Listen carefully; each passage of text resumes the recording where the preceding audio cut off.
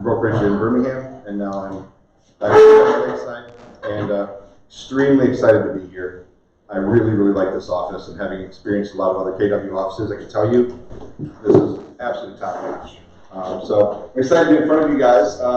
We're going to wait for a couple more people, I think, to filter in. I've been told sometimes we have 25 people registered, and we'll have anywhere from 8 to 15 people show up. So just to give them a chance, why don't we start with just a little bit of reporting. I also wanted to say, I don't know how the other instructors handle the reporting part of it. Reporting really is not as important to anybody but you. Reporting is really all about how you feel you're doing in your business and where you're able to get. Please take one of the handouts. Where you're able to perform, where you're able to see your strengths, and really to encourage yourself more than anybody else. Now, the competition is wonderful. If you see somebody really doing well or perceived to be doing well, and you're one of those people that wants to compete and it's a great way to drive your own business, but ultimately at the end of the day, the person that you're helping is yourself. So reporting isn't about just putting up numbers and not being embarrassed if you didn't get numbers, or not being super full of yourself if you do get numbers. It's really about pushing yourself forward to have the best business that fits the model you want. You may not want to sell 50 houses or 30 houses or maybe even 20 houses a year. But whatever your business model is, the reporting is really to get your mindset to help you start to get there. Okay, so everyone feel free to start reporting out your successes in this last week. We'll get into some challenges and things like that as we go as well. The slideshow, there are about 17 slides, but I've got 39 pages here in this book. So we're going to try to put it all together in as succinct a manner as we can.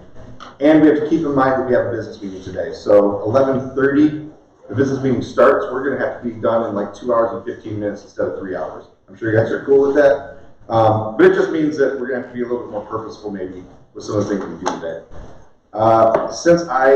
And forgive me if I've met you before, I don't know most of you. What I'd like to do is when you stand up, report the way you normally would in class, and just tell me your name and anything about yourself that you'd like to share. And I'm just going to write a couple things down as we go. So we're going to start in the back, right over here with you, sir. You're Brad? Yeah, Brad Van Domlin. What do you want me to report on? So, you see, I think it's called your mission, is that correct? The 10-4, the daily 10-4, have you done this before? Yeah, I've been adding new contacts as I move forward, but I'm kind of new to the area. Sure. Moved here from Virginia Beach. Excellent. And so I don't have a big database of local contacts, so I'm trying to build that database right now. And, awesome. How are you going about doing that right now? Just meeting people in my daily protocol. Do you carry business cards around you? Yeah, always. So one thing I'm going to tell you, again, this is not about me, but because we're kind of truncating some of this, I want to share some personal experience with you and let you know that things happen in the simplest way, especially with buyers. But I was sitting in a diner with my kids. I was visiting grandma. She was working there, and some guys were sitting at a counter. I walked over to the guys. I heard them talking about a bathroom remodel. I said, you know what? A lot of times when people are doing remodels, you already know agents, but just in case you don't have anybody or you want to bounce some ideas off to somebody for resale, or if you're looking to purchase a new place, here's my business card. Turns out one of those guys was Bob Seeger's neighbor, and out there on La Playa, and I sold his house, total sale would be like $952,000 for handing somebody my business card sitting at a diner that I didn't know. So not being from the area, you have challenges. The biggest thing is to allow yourself to just know that you can get business anywhere. And that's all of us should do, right? If somebody's calling you Zillow leads, you don't know them, you don't know if they're going to pick up, you don't know if they want to talk to you, don't want to talk to you, but it's just the same thing as handing somebody your business card. Just keep them with you, and you will get business that way. I'm Peggy Burns, and I have a database that I'm updating. I'm new, I've been here since November. So that's kind of been taking classes, that's what I've been doing. Awesome. How many people are brand new? Okay. Less than a year for all of you, less than a couple months maybe for some of you. Okay. Who has never shown a house before? Okay, great. Peggy and Charles. Great. Ultimately, when you leave here, I can't teach you everything about showing a house, right? What I can do is give you tools, give you some level of confidence, so that at least you have things lined up. So when you go in to show your first house, you have a list that you can kind of go down of important things to look for, ways to talk to the buyer, and sort of how to do your job as a professional, right? Everybody's got their own style. We're not just door openers. You literally are there to assist and advise. You don't have to have everything memorized up front. A lot of that you're doing on the back side after you leave the property. They tell you what they like. You're looking things up for them, right? So you don't have to be nervous, but ultimately you want to walk in there and you want to be confident and feel like a professional. So when you leave here today, my intention is that you feel that way. So Peggy, the way that I understand we were doing it, you were saying if we added 10 contacts, did 10 connections, did 10 notes, and if we previewed any homes. So I'm assuming that if you're saying you're adding things, maybe you're not following all those steps, which is okay. But have you previewed any homes yet? Mm-hmm. No, okay. So I will tell you that something that I found working at this other brokerage that I was at in Birmingham, they actually required that you previewed X number of homes before you would be allowed to get floor time. That office had floor time, right? They thought that was very important. If you're in Birmingham, knowing the Birmingham neighborhoods is really important to the people that you're working with. And that's one of the reasons why a lot of people won't, there's a barrier of entry to getting hired into certain neighborhoods because they're like, if you don't know my neighborhood, I don't want you working here. So for some people, it's not enough to just have the MLS, be able to research. It's also really important that you have a level of expertise. Whether you've sold a house there or not, do some touring of some kind, whether it's on a Sunday going to open houses and just letting them know, hey, I'm an agent, I'm just learning the area, or take one day out of the week, for example, which is what I would do. You take one day out of the week, you find a little neighborhood that maybe you'd like to do some work in, or maybe you have a buyer that might be interested in, and you can go into the MLS and you can put that it's an agent preview. You don't have to bring a buyer with you. You can walk through houses. You can do 10 houses in a very short period of time. You walk through, you see what finishes you look like, you see what the architecture is like, and you'll start to realize that a lot of these neighborhoods, they might have 6 different home styles, and that's it in the whole neighborhood. Some will have 3, right? And once you've seen them, now you know what that neighborhood is like. But it's really important to start to do that sort of thing so that when people ask you, hey, have you ever been through here before? Oh yeah, it's a really great neighborhood. They've got a lot of colonials in this neighborhood. Or, oh, it's a newer neighborhood with split level style designs, big great rooms, things like that. So just learning those things on your own is going to really help you going forward for everybody. I just happened to pick on the thing. Hector Gonzalez, Lou. What was his name? Yeah. What was My that? friend Lou's next to me. Right. Yeah. So tell me about your week. Well, Monday during our calming session, I happened to talk with 2 of my past clients. And one of them had a meeting with Doug yesterday to get pre-approved because he wants to sell his house in Roseville. Awesome. And probably buy a 250 further out because he drives a truck and people are not liking him parking this big truck in the street.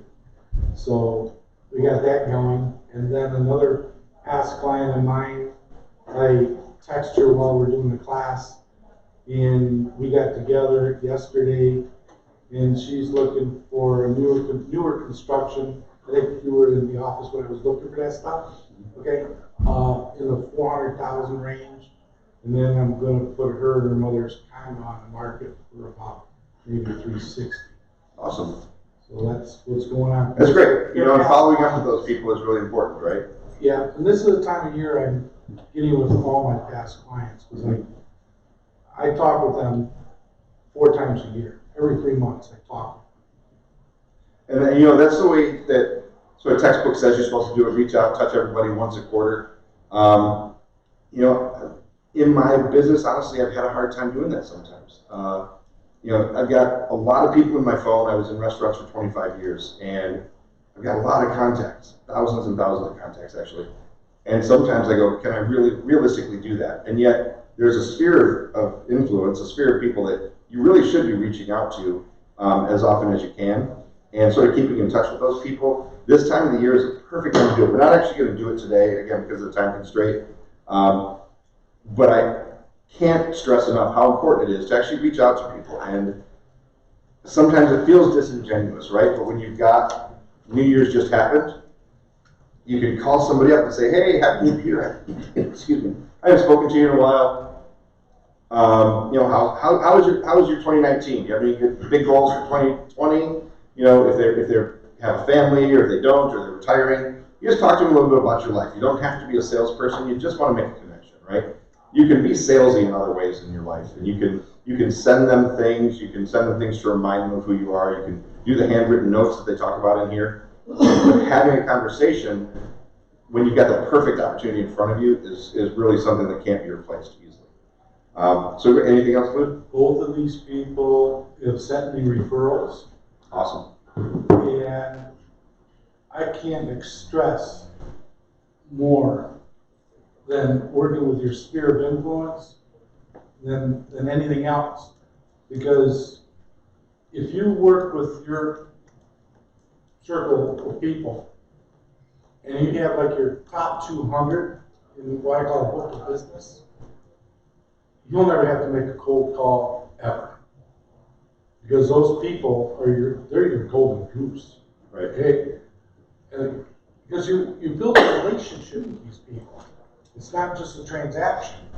And that's what this business is all about, is building relationships. I used my 25 years in the restaurant business, and the first people I talked to were my clients from the restaurant business. And I was working at fairly high-end restaurants, right? In 2012, I was Rookie of the Year for Keller Williams in this area. And it was amazing because one of my clients sent me 10 people to work with, right? Just referrals alone. I didn't purchase any leads. It was all about calling people that I knew, that liked me, trusted me, or at least they thought did, or they did. And it's a really important resource that you cannot pass up. Even if you're not from the area, as you start to meet people, you just let them know what you do, right? Stay in touch. That's right. So Mark, what you got for me? Listen, this is my third week. I don't have any contacts yet, but I'm seriously thinking about quitting my job and going into this. Third week in the business? Third week in business, right. Congratulations. Well, 2.5 weeks. And I Oh, would then I take that. definitely want to build my database. I know that that's this job. And like I said, I'm seriously thinking about quitting my job because I'm not meeting anybody. Mm-hmm. You know, between being here and at home and at work, I don't meet people. So I work on that. I've got a database of about 50 people. Great. About half of those I know, half of them are people who know my relatives, friends, or whatever. I'm going to do a mail out with them pretty soon. Send them a little gift, introductory letter. Awesome. Yeah, you know, especially if you have a smaller database, it's a lot less intimidating to start putting those people in command. There are classes on it. You know, I'm not trying to teach that right now. But especially when you've got a core group that's only 50 or 100 or 200 people, 25 people, whatever it is, putting them in command and starting to learn how to use command and putting them on a campaign gets you way ahead of it, because when you get hundreds and hundreds and hundreds of people, it becomes a whole lot more intimidating. So, good for you. I mean, oh, please don't apologize to me. I just want to get you the sheet. My pleasure. And you have one. You did not. You did. Beautiful. I had 2 mistakes. Okay, beautiful. Thank you. All right. So I'm sorry, my eyes aren't great. What was your name? Ben. Ben. Yep. Awesome, Ben. Tell me about your week. Uh, Did you make any successes? Show any houses? yeah. New contacts? I've shown a few houses this week. Set up some appointments for this weekend. Added a couple of people to my database, but Awesome. no handwritten notes. That's the only thing I haven't done. So. Okay. It can make a difference. I am horrible at it, but sending people just a note every once in a while, sending a business card. Sometimes they just have your business card and they go, oh, you're looking to sell your house? Here's this guy I know, and they hand your business card out. You never know what's going to come from it, right? And you are Mariana? Yeah. So this week, I'm working on my database. I have a lot of people on my phone. I'm Italian, so a lot of them, those phone connections are from Italy. So I'm trying to organize that on command. I showed a house in Auburn Hills.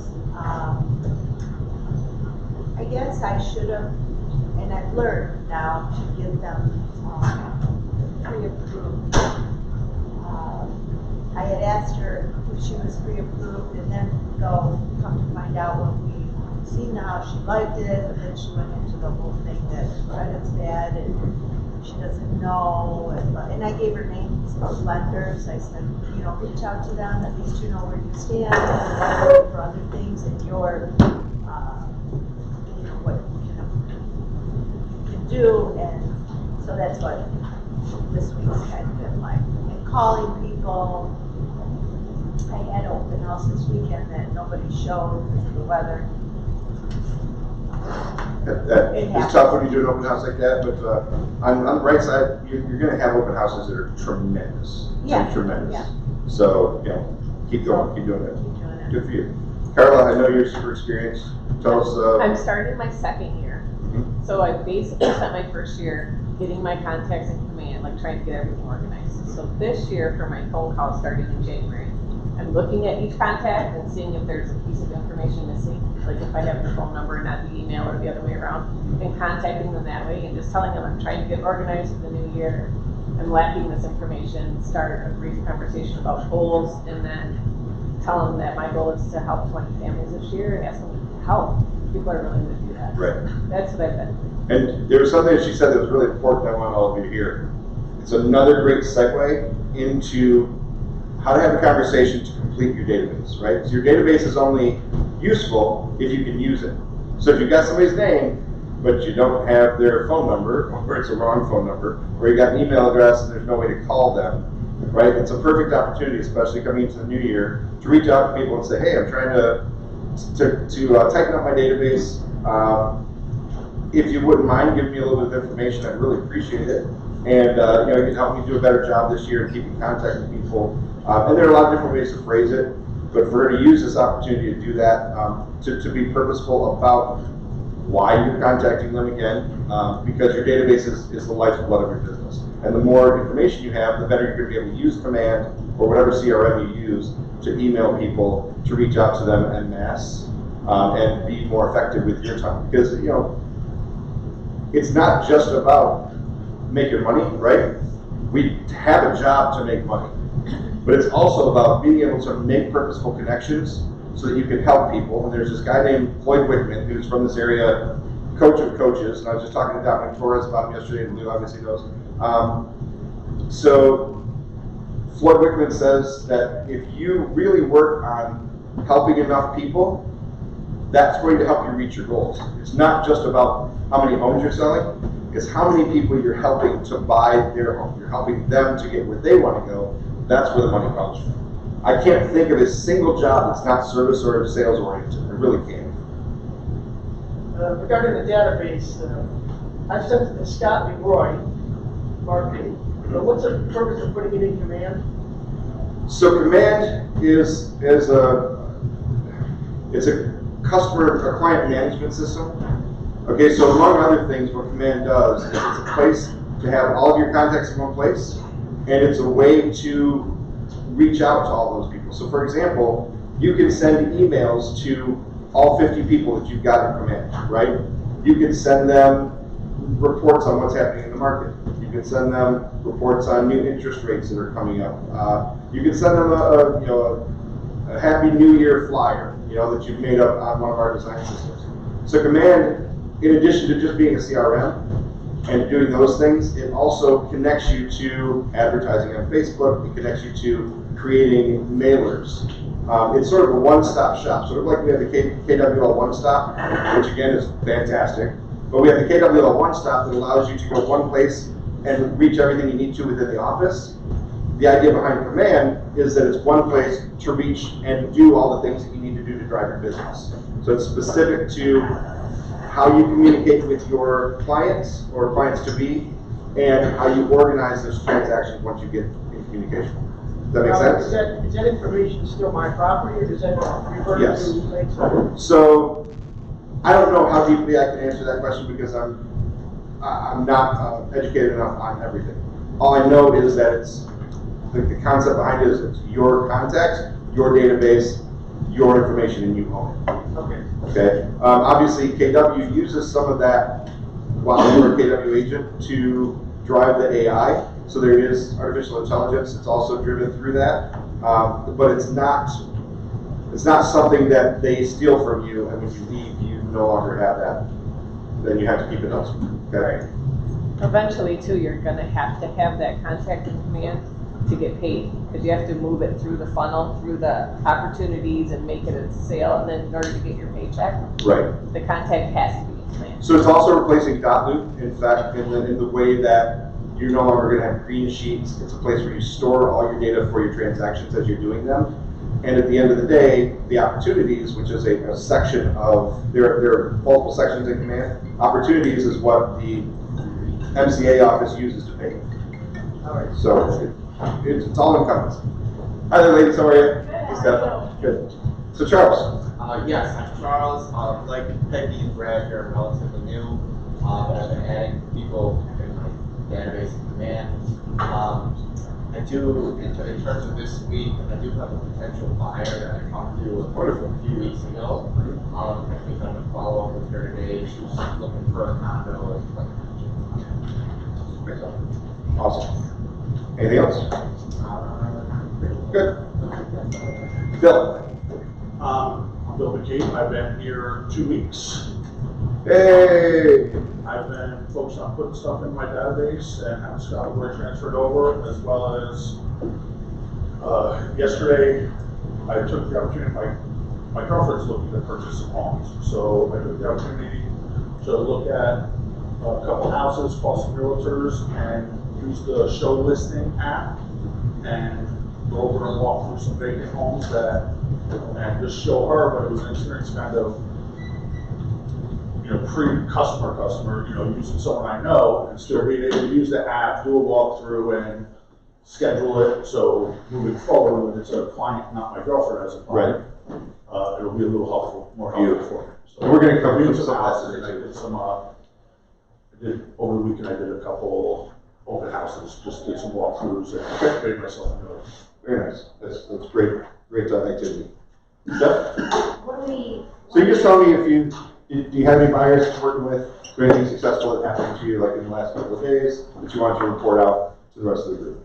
Just working with buyers and sellers currently right now, a few of them here and there. Okay. Yeah. Awesome. Valerie, anything special? I'm Valerie Maru. Yeah, I've been here 2.5 years. I'm just working with a few buyers right now. So I have some more listings as well, but. Awesome. I'm glad you said that. Because of the fact that we're going to be truncating the meeting today, I told most of them, but the people that came in a little bit later, we have a business meeting, our shareholder meeting, they're calling it, at 11:30 today. Normally we go for 9 noon, so we're going to have to cut this short, probably about 11:15 at the latest, so about 2 hours and 15 minutes total. So I am going to take command of a few things, a little bit more than maybe some of the instructors have done, because we really have to focus on getting through some things. I want you to feel like you can have input and to tell me things, and what's the word I'm looking for? Participation. Anyways, self-revelations, and there's another, but that's really important, right? So self-discovery is very important, and having those aha moments is very important, and you should share them with the class when that happens. But until then, I'm going to be directing some things. So one of the things I want to tell you about is why I'm so excited to teach this class today. And part of that is because there are two things we do as agents that are paramount in our business and in helping people and in changing lives. So if you listen to the KW edicts, they're all about coming from contribution, right? Or like I just said about Floyd Wickman, it's all about helping other people. When you're coming from contribution, I feel like you have the most genuine way to do business with people. And when you're learning all the things like how to negotiate, right? It's extremely important, but you have to have people to work with before you negotiate contracts, right? There are a lot of other things that you're doing as far as hitting your database and how to communicate with people and things like that are extremely important. But until you have the opportunity to take somebody somewhere, or the opportunity to list that house until you're actually in front of those people, most of it's just academic, right? And you can do all of these academic activities, but it's not until you're really in front of the person that you really have the opportunity to help them, to do your job, and to fund your life, right? If you've been to Bold, most of you probably haven't, but if you've been to Bold, you say that money is there to fund the perfect life. That's all it is, right? But without it, where are we? And if you're not doing the job to make money, then you're a volunteer, right? So I assume, is there anybody here that doesn't want to make a living? Okay, good, so we're on the same page. So the disciplines, you've got two essentials. One's listings, which you've already gone over, and the one we're going to do today is buyers. Now, they're completely different skill sets, and that's okay. It doesn't have to be intimidating that you're learning a different skill set, but you just have to realize that your focus as a listing agent versus a selling agent are two different things. As a listing agent, I just wrote a couple down. You get leverage from the listing. You get buyers, additional buyers. It's a source of leads from haven't mets, for example. So by doing an open house, like you were doing, Mariana, the idea of doing an open house is that you meet new people that you haven't met. So maybe Brad, Charles, Bill, if you guys haven't done this yet, especially as weather starts to break, you want to listen to all these agents that are posting things on the Facebook page. That's a way to generate buyers. You go and you do their open houses for them. You learn to hold an open house effectively. When people come in, you have sign-up sheets. You communicate with those people after the open house. I've literally done open houses where 120 to 130 people have come through. Wow. Yeah, and I've had 2 to 3 pages of people filling out their information. If 60% of that is fake, I've still got a page and a half of people that I can call and communicate with. Now, some of those are going to have agents. So what if I only get, out of 120 people that come through, I get 5 viable clients that I can deal with, right? I'm selling a $180,000 house. Well, that's $900,000 in potential sales from doing an open house in a very active neighborhood that I can add to my bottom line at the end of the year. Right? Now, it doesn't always work that way. But the reality is, if you don't do it, if you don't get to that activity, you haven't gone and tried to go out and get those buyers, and you can use somebody else's leverage with their listing to do it, if you don't take care of that activity, you're never going to have that buyer, right? So keep those things in mind. It's all about the way you're leveraging yourself. The fiduciary is very different. Now, we've all learned this. I know some of you are newer licensed agents, and you probably are, fiduciary might be more fresh in your mind than some of the agents that have been doing it for a while. But your fiduciary is to your client that you got that signed contract with, right? With a listing agent, your fiduciary is to sell that house to everybody, to make that house look as good as you possibly can, to get people in the door, to get your seller the best terms, the most amount of money as quickly as you can, whatever fits their model of how they're trying to sell the house. When you have a buyer, the fiduciary switches completely, and we'll talk about that in just a second too. And with listings, you're trying to be supportive of the buyer, of the buyer's needs, or sorry, the seller and the seller's needs, and you're trying to get them from this chapter in their life to wherever they're trying to move to, whether it's moving up to a larger home, moving down to a smaller home, moving to a retirement village, moving to a beach house, whatever it is, they've got their specific need. You may not even be helping them with that need, it's possible, but your job is to make sure that you handle that one activity for them, get as many people in the door as you can. Now, when you switch to buyers is a totally different animal. In my opinion, the leverage from listings is irreplaceable. It's outstanding. It's a wonderful way to drive your business. Working with buyers is very noble. And working with buyers is helping people to achieve something that could potentially change their lives, to get into a situation to move away from where they were. I just closed about a week ago with a disabled American veteran. He is 90% disabled, also has a son who's special needs, and in his late 20s was just able to buy his first home. And the wife was crying, and his kids, he sent me pictures of them walking through the front door to the first home that they've ever had. And it was just such a rewarding experience. You don't get that with a lot of other jobs. I mean, I worked at a very high level in the food industry that I was in, selling wine and running wine programs and all that, I came to this business because of the fact that you help people change their lives. What I did there, although I made some great memories and great friendships with people,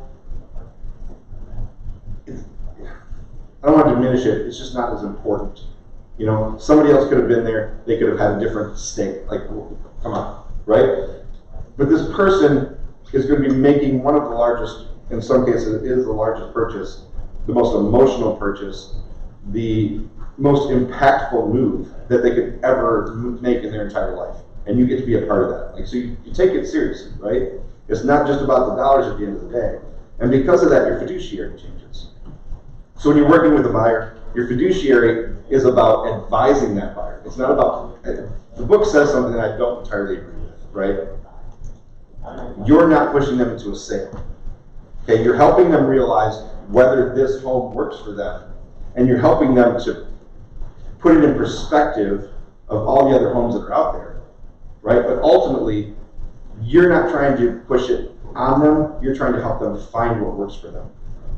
And there may be, out of the 10 houses that you show them in a given week, really only 1 or 2 that work well for them in their mind. And your job is to try to help them sift through it all.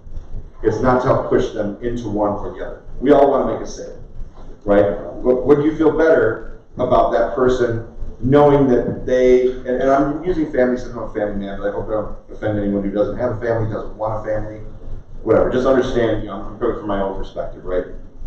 Would you rather be someone who has some children that are going to grow up there, and the parents are, marking the growth charts and all those things, and they have these fond memories?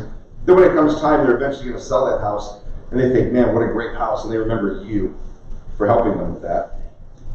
Or you want to push them into something, and then they go, man, I kind of have regret about this house. Maybe I should have thought a little bit better about it before I bought it, right? Yeah, it was a good house, but I think maybe it wasn't the right one for me. Right? It's very, in my mind, it's very simple where I want to help my clients get to, right? So that's how your fiduciary changes there. And it could be, you can be working with investors, right? So is it your girlfriend? Yes. So your girlfriend's looking for investment properties. It's just as important, right? She's not living there, but that could change what she's doing in her life, right? She could go from being at a job that is, maybe pedestrian, maybe something she doesn't enjoy, is maybe a time sink, and she just has to do it to make the bill, to changing the whole way that her life is operated by having cash flow, by having these opportunities that she didn't have otherwise, and you get to be a part of that as well, right? With investors, it's a little bit different the way you work with them, but that's kind of a different class.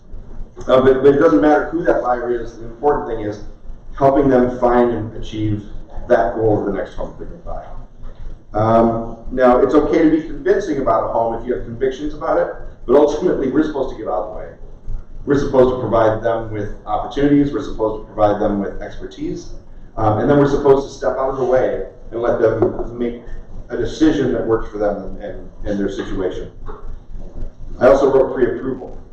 So pre-approval is incredibly important.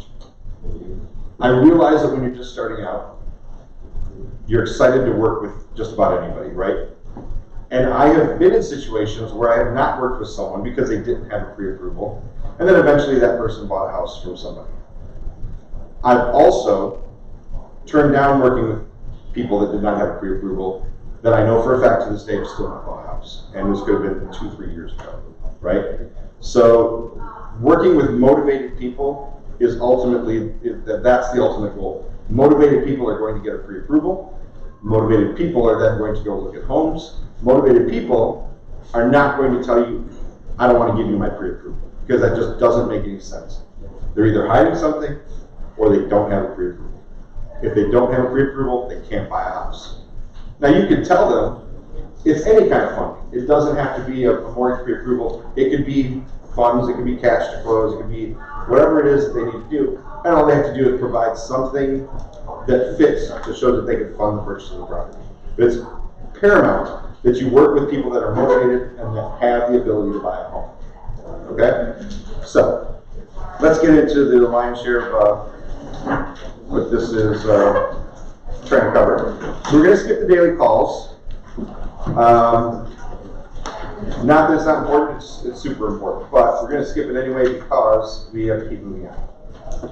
I don't think you're making anyone upset there. Right? So we've discussed most of this.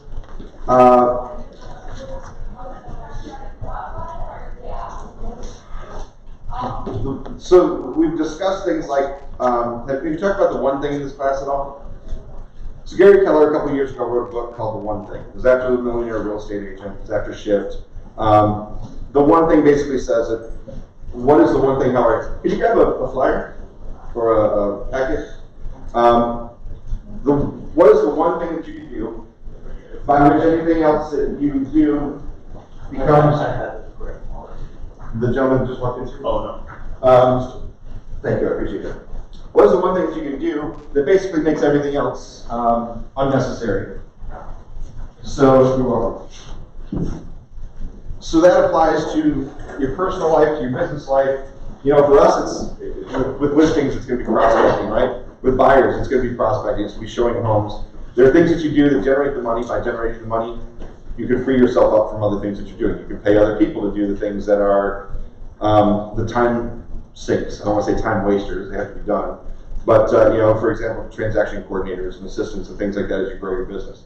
All those things come from specific activities. And as you go down, you're going to find out that some of the activities can be done in your CRM, in Command, right? So Command is going to help you to organize some of that stuff and be more effective. Some of it you can do by hiring people. Some of it you do by just picking up the phone and calling. All right? So if you're working with buyers, you need to find the buyers, and I think we already talked about that last week. But after you found the buyers, you also have to be able to take them effectively to homes and get through what their needs are.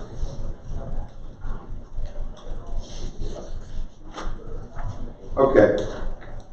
So the NAR statistics.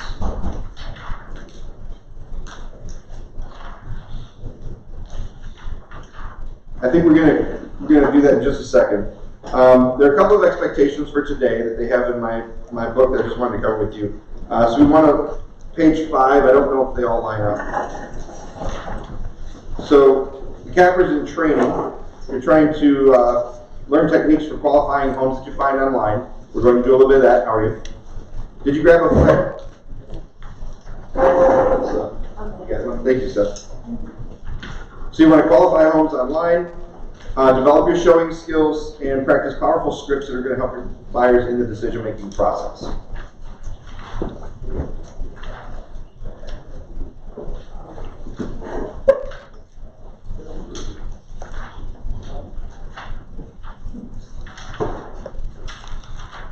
Why is it important, do we think, to have scripts that help in the process of buying a home, as opposed to just winging it while we're talking to people? Right. So there's a psychology to dealing with people in sales, right? So certain words that you use with people may psychologically lead them down a different path than you're trying to. For example, in bold, they always talk about not saying the word but. Like, I really love this house, but as soon as you say that, it means ignore what I just said and concentrate on what I'm about to say. If your intention is to tell them, no, this is a great house, and you use the word but, psychologically, a lot of people say, you're really telling them this house isn't very good. So the idea of scripts, and that's just one example, obviously, but the idea of scripts is using the word and. Right? I love this house, and that other one we saw are great. Now they feel like they've got two options that are wonderful, and maybe those are what they should concentrate on. Not the other 5 that you showed them that day, you know. These 2 houses are great, this one and that one. So you can see how there's a power in just how you present your intention to them, and how you sort of get out of the way and say, these are great, now think about them. Okay? So learning a little bit about the scripts is again important. If we get on to the statistics part, typical home buyers search for about 10 weeks and viewed 10 homes. Please. Really? They do 1 home a week? That is kind of weird. 92% of buyers use the internet in their home search process. That almost seems low, but I guess if you're looking nationally or worldwide, it would make sense there. 50% of buyers use a mobile website application in their home search. That also seems a little bit low. 98% of buyers who use an agent viewed real estate agents as a useful information source. Ding, ding, ding, ding, ding. So we need to still be useful, right? They can find all kinds of things on Zillow, but the listing agent's job, like I told you, is make that house look as good as they can. They're going to take pictures around the hole in the ceiling, right? They're going to, come on. They're going to take a picture maybe back from the kitchen with the painted cabinets in a way that it makes them look like they're slightly remodeled, right? So there are things that the listing agent is going to do that don't replace being in there and feeling and touching and all the tactile sensations you have when you go into the house. So for that reason, agents are important. But in addition to that, you also have the idea that the third-party sites are geared with algorithms that take things in a certain direction. Your job is a fiduciary to that buyer. And when you're done looking at homes, being as much of an expert as you can, going through the comps, showing them why that is or is not a good price for the home, showing them why that house will or will not sell in the next day, which happens a lot, and explaining to them that the house that they see today, that they wonder, maybe I need to see a bunch of other houses, maybe there's something else that's better. You can use a script on them like, you know what, this house is a great house, and the great ones sell very quickly. Everyone thinks it's a good house. So I like that house. Yeah, that's right.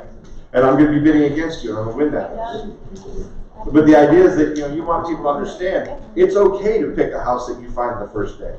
It really, truly is. You don't force them into a house the first day.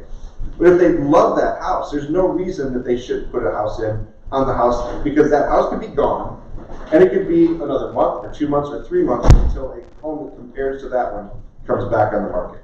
Will there be another home? Yeah, I just had that with a first-time buyer. He found the first house I went in, he goes, yeah, let's put an offer. I'm like, are you sure? Like, this is all you saw. He's like, no, that's how I get a good feeling about it. This is it. And he was close that. In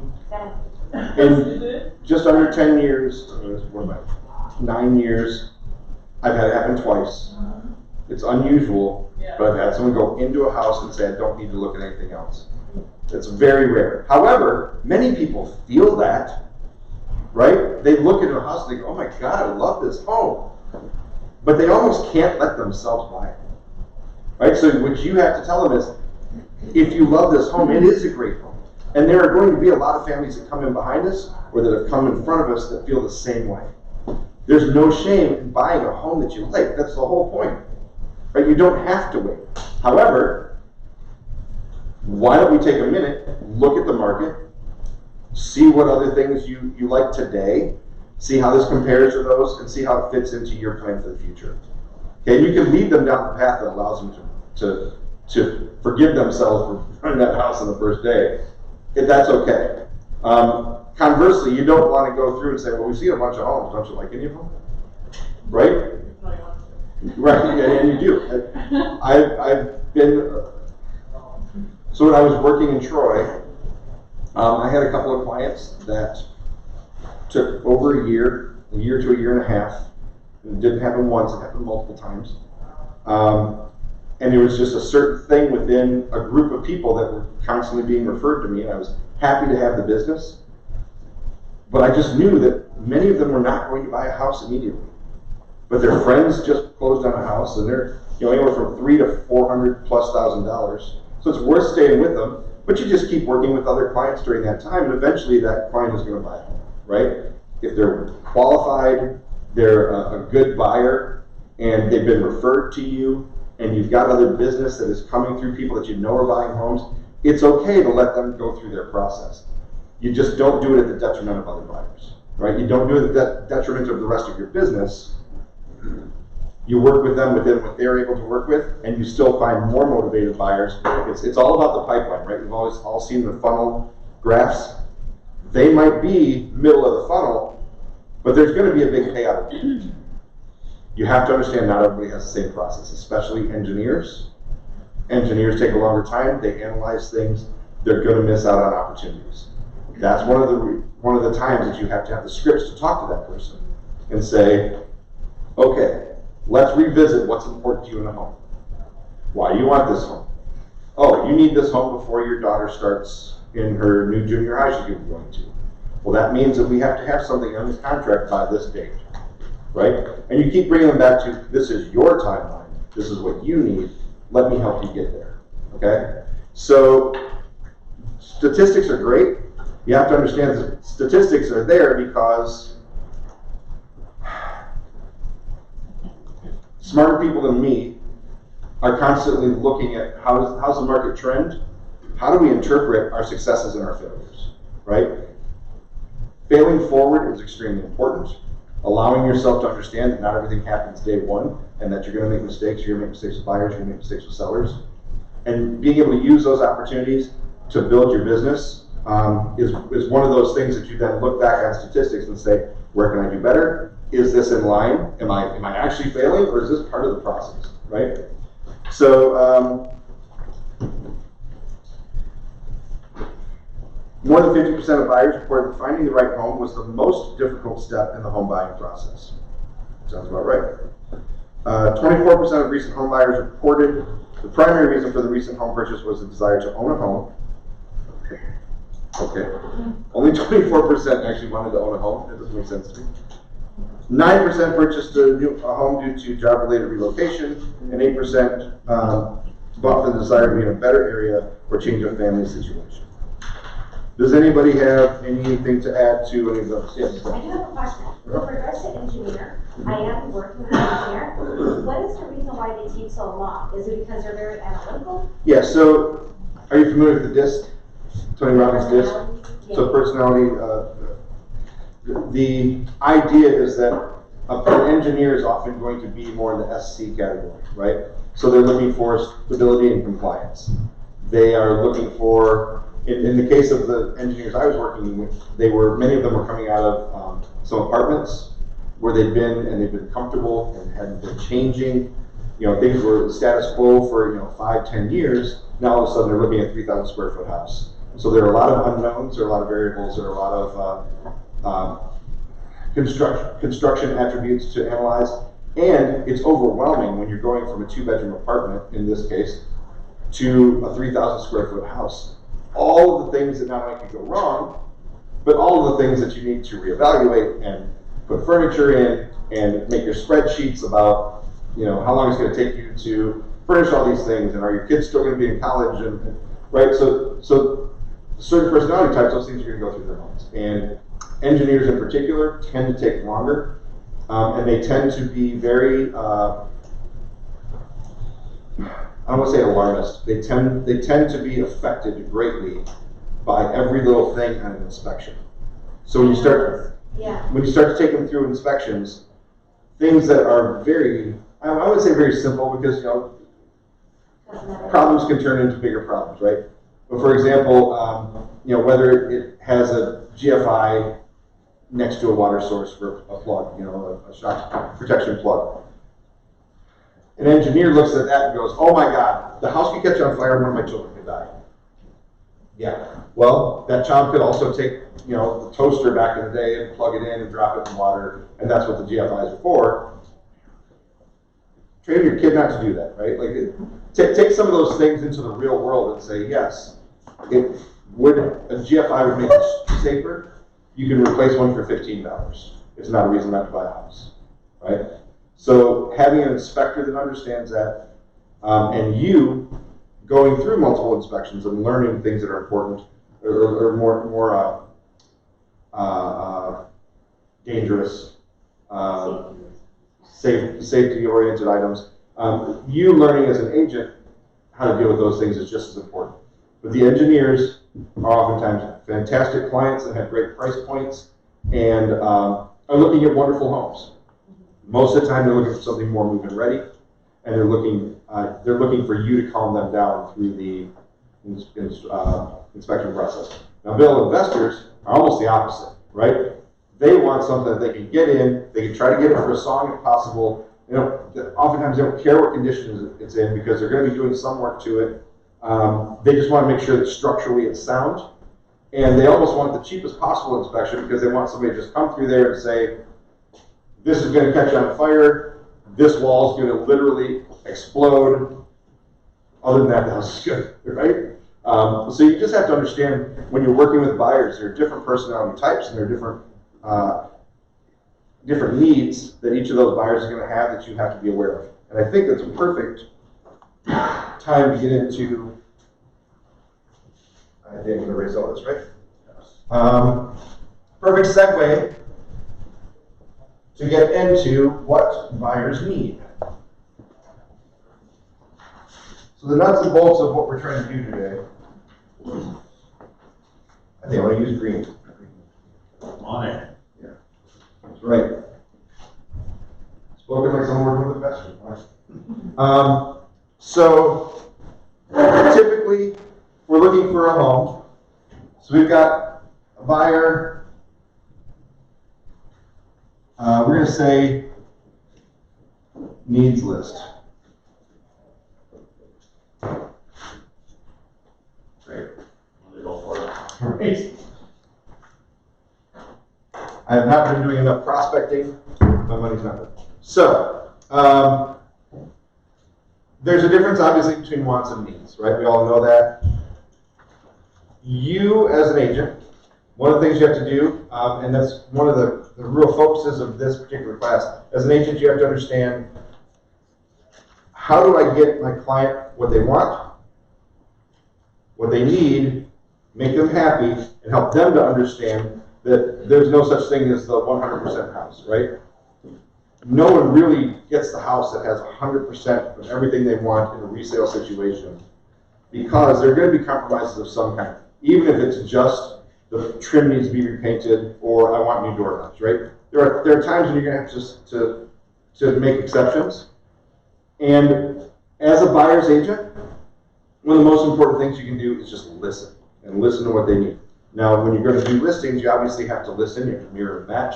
You have to sort of try to get in their head to find out what their motivation is for selling so that you can get more listings. I'm sure Carla does that a lot. But as a buyer's agent, you have to listen to what they're telling you versus what they mean. And sometimes there's an old phrase that buyers are liars.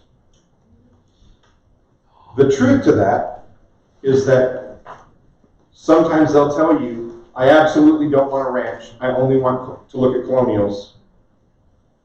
And they think that they mean it, right? So they're not truly lying to you. But then they get upset when you filtered only colonials that you're sending to them and they saw this ranch on Zillow that they just love, right? They didn't know that they were lying to you. They just knew that they had a picture in their mind and that was what they thought they were going to go after. So sometimes you have to listen to what's your real need? What is it you're looking for? Well, I want 3 bedrooms, I want some tall ceilings, I want a big basement, okay? And I like these colonials in Sterling Heights, okay? Well, you're more than likely not going to get tall ceilings, you're not going to get a big basement. The colonials, by definition, are going to have a smaller footprint because you're building up, not out. A ranch is going to have a footprint that's usually the size of that whole house, right? So a 1,600 square foot colonial might have an 800 square foot basement. So now your total usable space, including your mechanicals area and all that, is only, what, 2,400 square feet? Whereas a ranch, a 1,600 square foot ranch, is going to have 3,200 square feet because the basement is another 1,600 square feet. Colonial, the basement's only another 800 square feet, right? So knowing all that's not that important.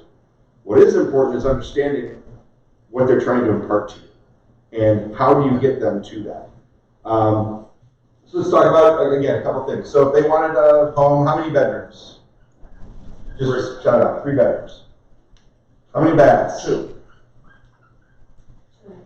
2.5. Okay. Does everyone know that on the MLS, 2.5 is not 2.5? Nope. Okay. So I highly recommend that everyone go to, you must go to, I don't even recommend it. Absolutely go to, and if you don't, you're in big trouble and you're going to fail. I'm just kidding. Go to the MLS classes, they will teach you how to search for properties. This is gonna be your full bathrooms. This is gonna be the number of half bathrooms, okay? So a half bathroom is not 0.5, 0.5 would be 5 half bathrooms, right? So this is just like, it's like putting a dash there almost. 2 and 1, but for whatever reason, maybe it's just the way they write the software has to be 2.1. So. Don't you just do like 2 for the full and then 1 for the laboratory bath? Yes, Yeah, I think they just changed it to, like, I just read a thing on there.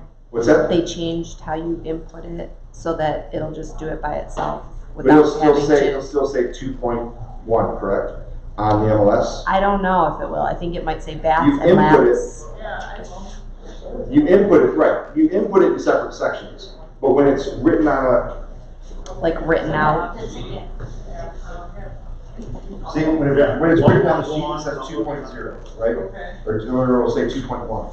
So however you input it, when you're reading the printouts, they're going to say 2.1 or 2.2.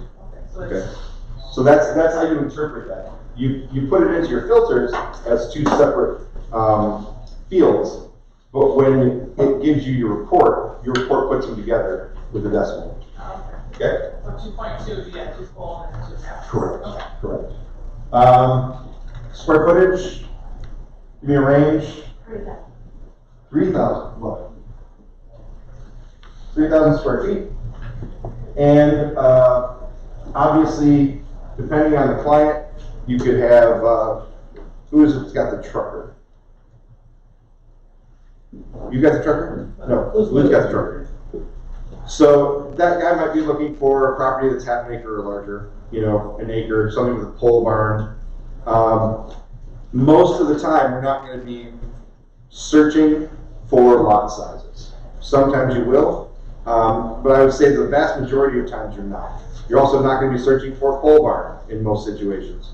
A lot of times what I do is when I'm doing a search, I want to hit the things that are important to that client, but I do not, and I'll tell them this when I do a consultation with them. I say, I'm going to start off by casting a large net, okay? And we're going to pull everything we can in that net that fits most of your needs. Now, we know that there are some of those needs that are absolute deal breakers. There are some that you might not even know about yet until you start seeing the houses. And there are some that you might think are deal breakers, but they're really not, because now you've got this extra item that you didn't plan on that's fantastic. So for example, they want a 3-car garage, but they also want to be on a lake. And they find this fantastic home that's got a 1-car garage, but it's the best view that they've ever seen in their price range, right? They make that decision on their own. So sometimes you don't filter some of those smaller points out until you go down the road and maybe you're a couple of weeks or a month or 2 months into searching, and they say, I need you to change a few things. And then you go through and you add filters, you delete filters, you change their criteria around so they're seeing new properties. Okay? But initially, you're just looking for some basic bullet points. Anything else that anybody thinks is important? How about cities? How about if we just do around here? All right? Should we do Shelby? Macomb? And Washington Township. All right? Garage and basement. Are those? So yeah, so there's something that, you know, maybe you don't learn in some of the other classes that I can tell you real quick. All right. I personally sometimes will not filter garages and basements, and there's a very simple reason. Agents make mistakes. So if your client, especially a new buyer, is looking at homes and they will be interested in something like a quad, for example, right? Sometimes the agent will list the quad as not having a basement. All right, they'll list it as being on a slab and having a crawl space, right? Or a tri-level. I mean, maybe they wanted a quad, but they want a tri-level. Tri-level actually is a slab and a crawl space, right? But they decide when they go into this one, it's big enough and they like it enough that they could deal without that 4th level underneath. So there are times, unless they're really adamant about it, that I will not filter out basements especially, just in case that person could. I just saw one the other day where an agent put in that a home was a multifamily home. I'm sorry, a manufactured home. And it wasn't, right? So this ranch house sat on the market, and it's a brick ranch with a basement, sat on the market for 6 months, and probably had nobody see it because this agent put that it was a manufactured home instead of a ranch or residential. So sometimes I would leave filters out.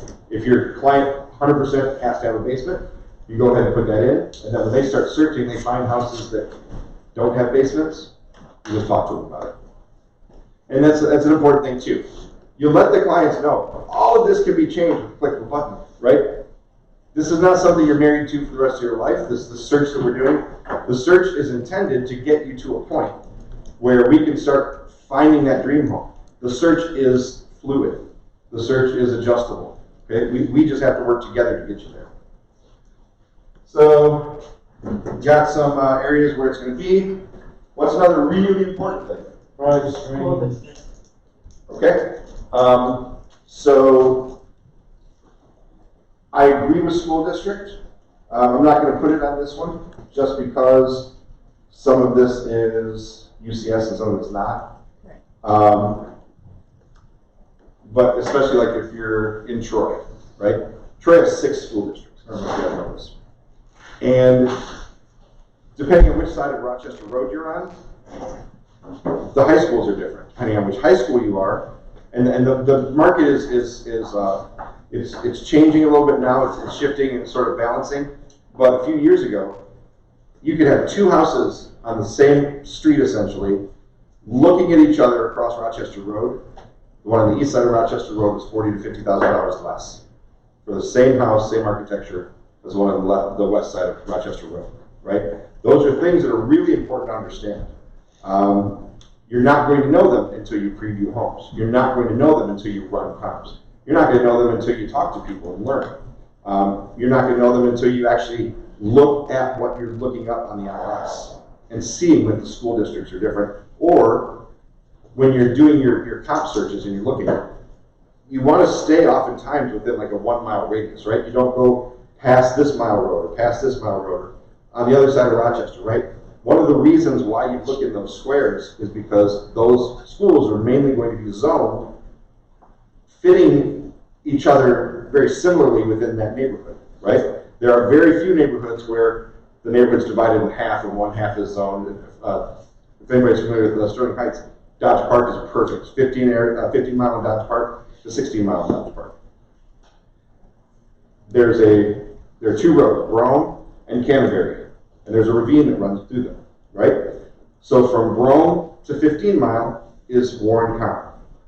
From Canterbury, which again, they back up to each other, from Canterbury north to 16 mile is Utica Community Schools. There is a price difference there, and there's a reason for it, right? And it's driven by schools. So that's one of those things that's important.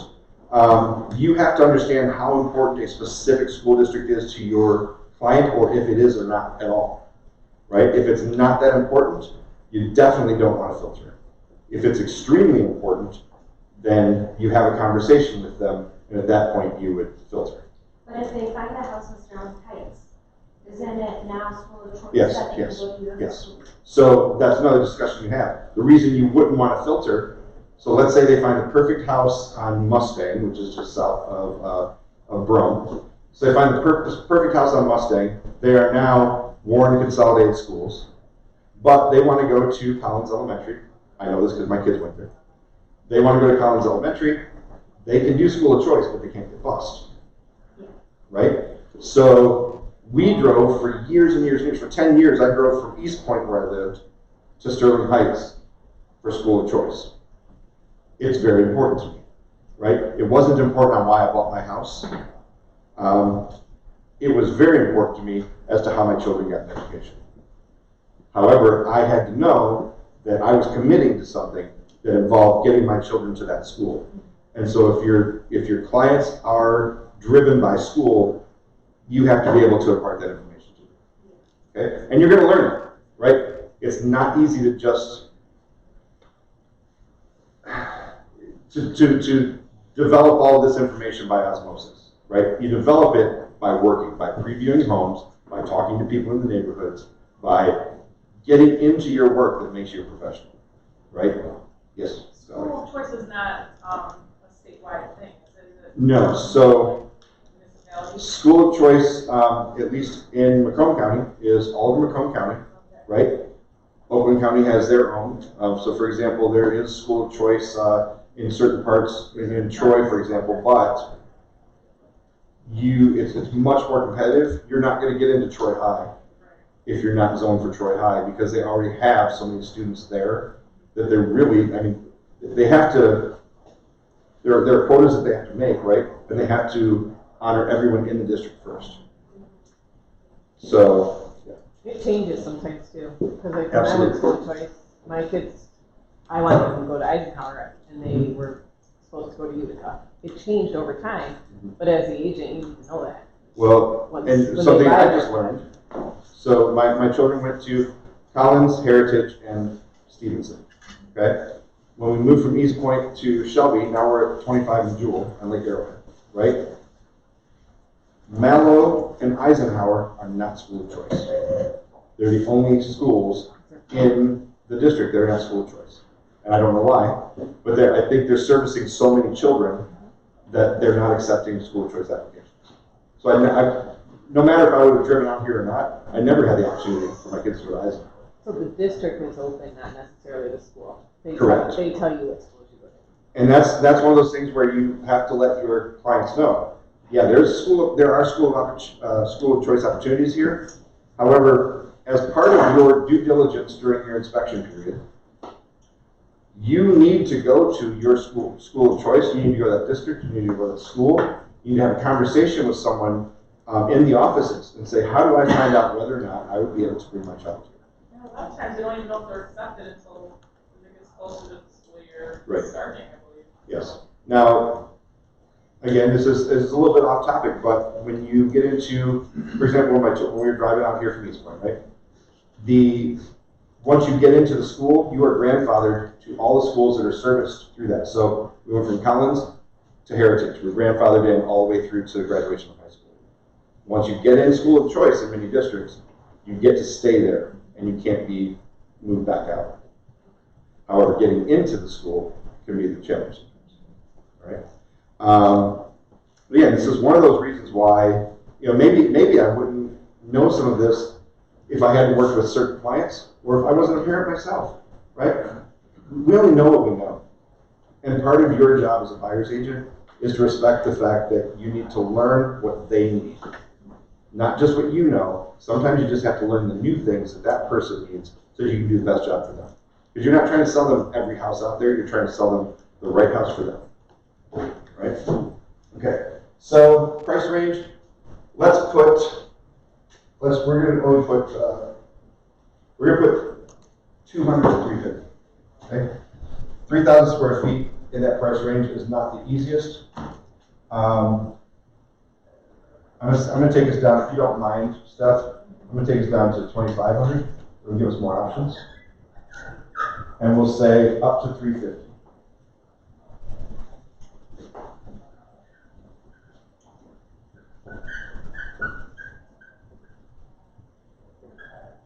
Now, does anyone know why we want to have a lower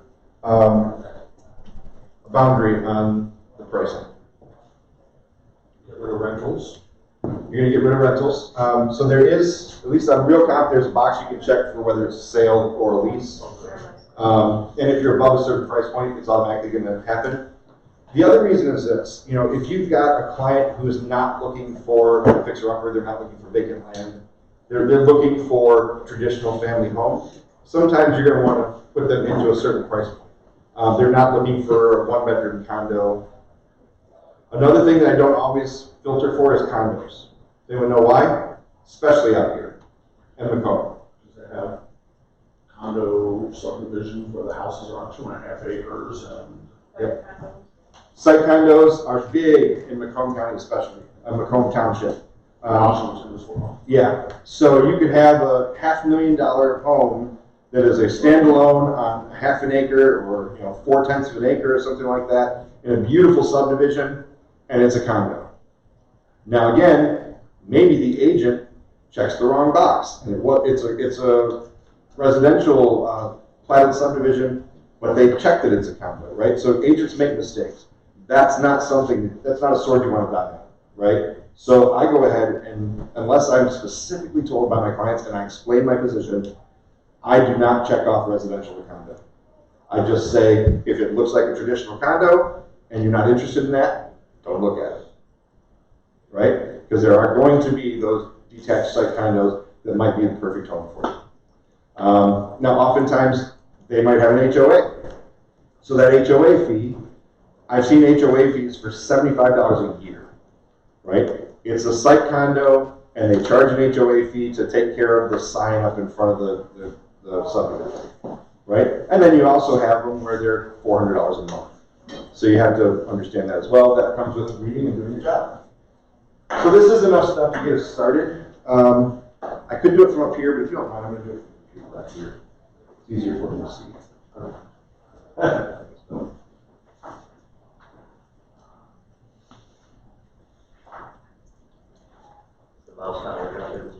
It is. I'm just going to look and do it and use the mouse at the same time. I'm not very adept at it. The mouse is very interesting.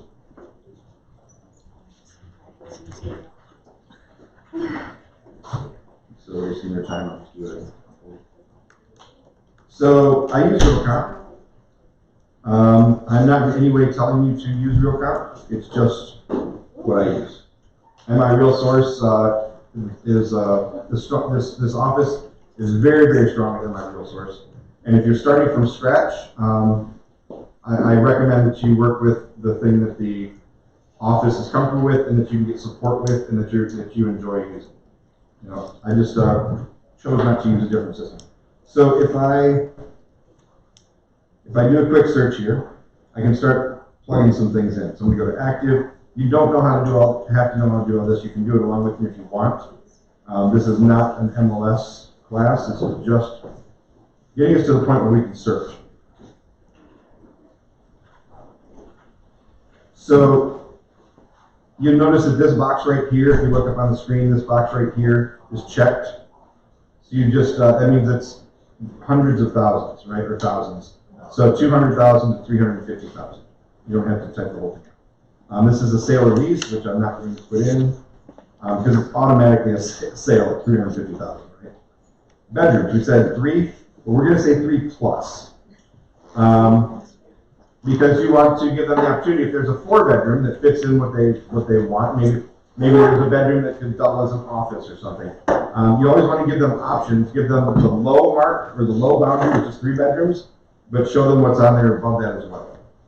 We said 2, so I'm going to go 2 plus. I'm sorry, it's full baths, we'll do 2 plus. And half baths, we said 1.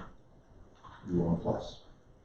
We're not going to worry about acreage. We're not going to worry about year build on this because it's just an exercise. Finished above grade.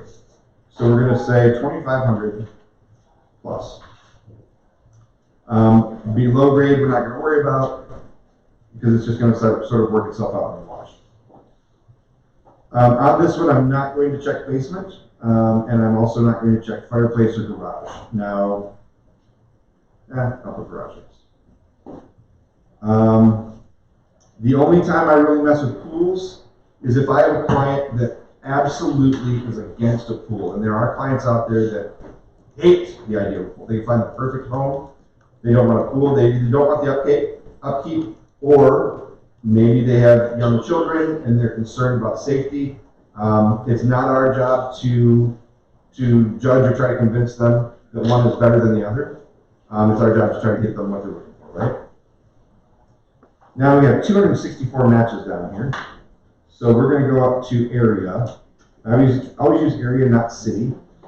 And we'll type in Shelby. So Shelby Township, you see, has 3 different codes. Click them all. Anyone know how we do that? You speak up, Mr. Mistakes, What's that? agent mistakes. No, it's a great thought, and a lot of what we do is because of that. It's because we have multiple MLSs that feed into our MLS, and then sometimes even within an MLS, a city might be subdivided. Like Detroit has a lot of subdivisions. So if you have more than one option, click on all of them, and that way you're not going to miss it. And then what else did we say? Chrome Junction. Always click OK at the end.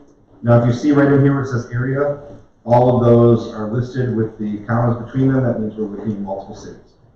Now we went from 264. If you look down here at the bottom, we went from 264 matches down to 11. Right? So we've done a really good job of filtering down to some good options for our client. Now there are different ways. We're going to look at the thumbnail on this, just so you can take into account architecture and things like that as well. So if you already understand what your client needs, you've had a conversation with them, which we'll go through in just a minute. This might help you. If they say, well, I don't want one of those 70s looking colonials, or I don't want something that's Tudor style. You know, you may or may not even understand what they're talking about, but at least this way you start to be familiarized with the way the exteriors are going to look in certain areas. Can I ask you why you did such a big range again? Like, if you like a house 350, 340, you're not going to want a house that's 200. The reason I did that is because sometimes, and again, it depends on the client. So let's discuss it. For the purpose of this class, I need to get enough data points where we can pick a tour, we can set up a tour, and we can discuss how we're going to go about showing. Okay. In order to do that, I picked a little bit of a larger range to make sure that we have more than 4 or 5 options. When you're discussing this with your clients, what do you think are important questions to ask the clients that you're, the buyers, when you sit down with them the first time? What are some really important questions? You've been doing this for 2 years, right? Tell me. What would you ask them besides these 3 things? Is there something else that you might ask them? I'm not trying to put you on the spot. Right, no. Well, yeah, obviously the criteria is the biggest thing, but I mean, I do ask. What within the criteria do you think is also important? So it's not, maybe it's not going to show up here, Right. but it's a question you might ask them about what's important in a home that you're going to buy. Style, right? Is it move-in ready, right? What do they consider move-in ready? Carla, what else might you ask? Attached garage is always. Sure, yep. Attached garage. Age of the home.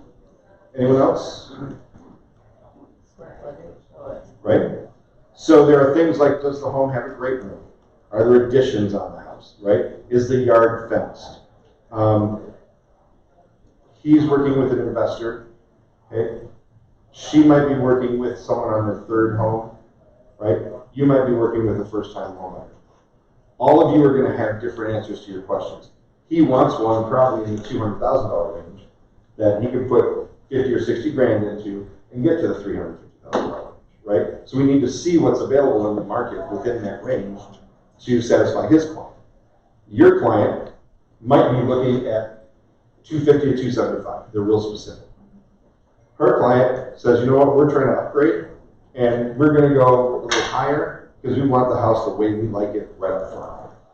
So the reason I did that is to show you that within the market, you're going to see very different styles of home in the different price ranges that all fit. So they all fit all these criteria. Now the price is going to make a difference depending on which client you have. Now taxes is another thing that people look at. Absolutely. So within these areas, taxes are fairly similar, right? But, okay, here's one. So I sold a house in Franklin. $36,000 a year for taxes. $36,000 a year for taxes. And that's not the most expensive. There was one that was $105,000 a year for taxes in Franklin. You go across the border into Bloomfield Hills, which is some very pricey neighborhoods, the taxes are half, right? Still $18,000, but it's not $36,000. Then you take that same house and you put it in Shelby Township, and it's $5,000, right?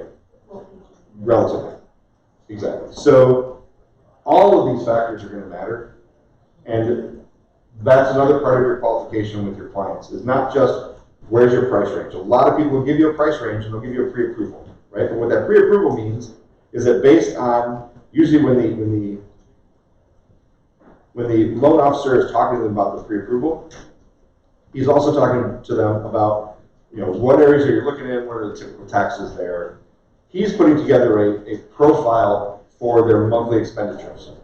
That's where the pre-approval comes in as to how much they can buy, right? So when the rates go up, if the rates are significantly different, let's say instead of 3.5 right now they're at a 4.125. It's going to change their payments a lot. And if they go from $5,000 in taxes to down to $3,000 in taxes, that might balance it back out, right? So there's a lot of a juggling in it. There's sort of a sliding scale when you're buying a home, and you have to understand several of those factors when you're pricing in their house. With a condo, right? So we were looking at condos, and we were talking about, okay, maybe if they were looking at condos and residential, they're not looking at the same price point. They might be looking at a $350,000 condo and a $350,000 home, a $280,000 condo. Because a condo has $300 a month association fees, whereas this one has an $80,000 difference in price. Well, that $80,000 difference in price is going to be about $40 a month difference.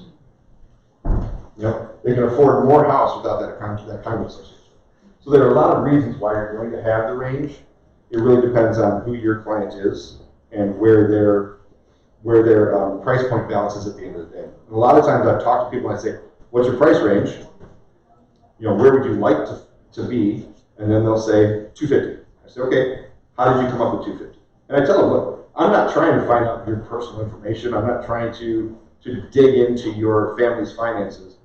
What's important is that you share with me why $250 is the number. Is it because you've looked on Zillow and that's what the houses that look the way you want them to look cost?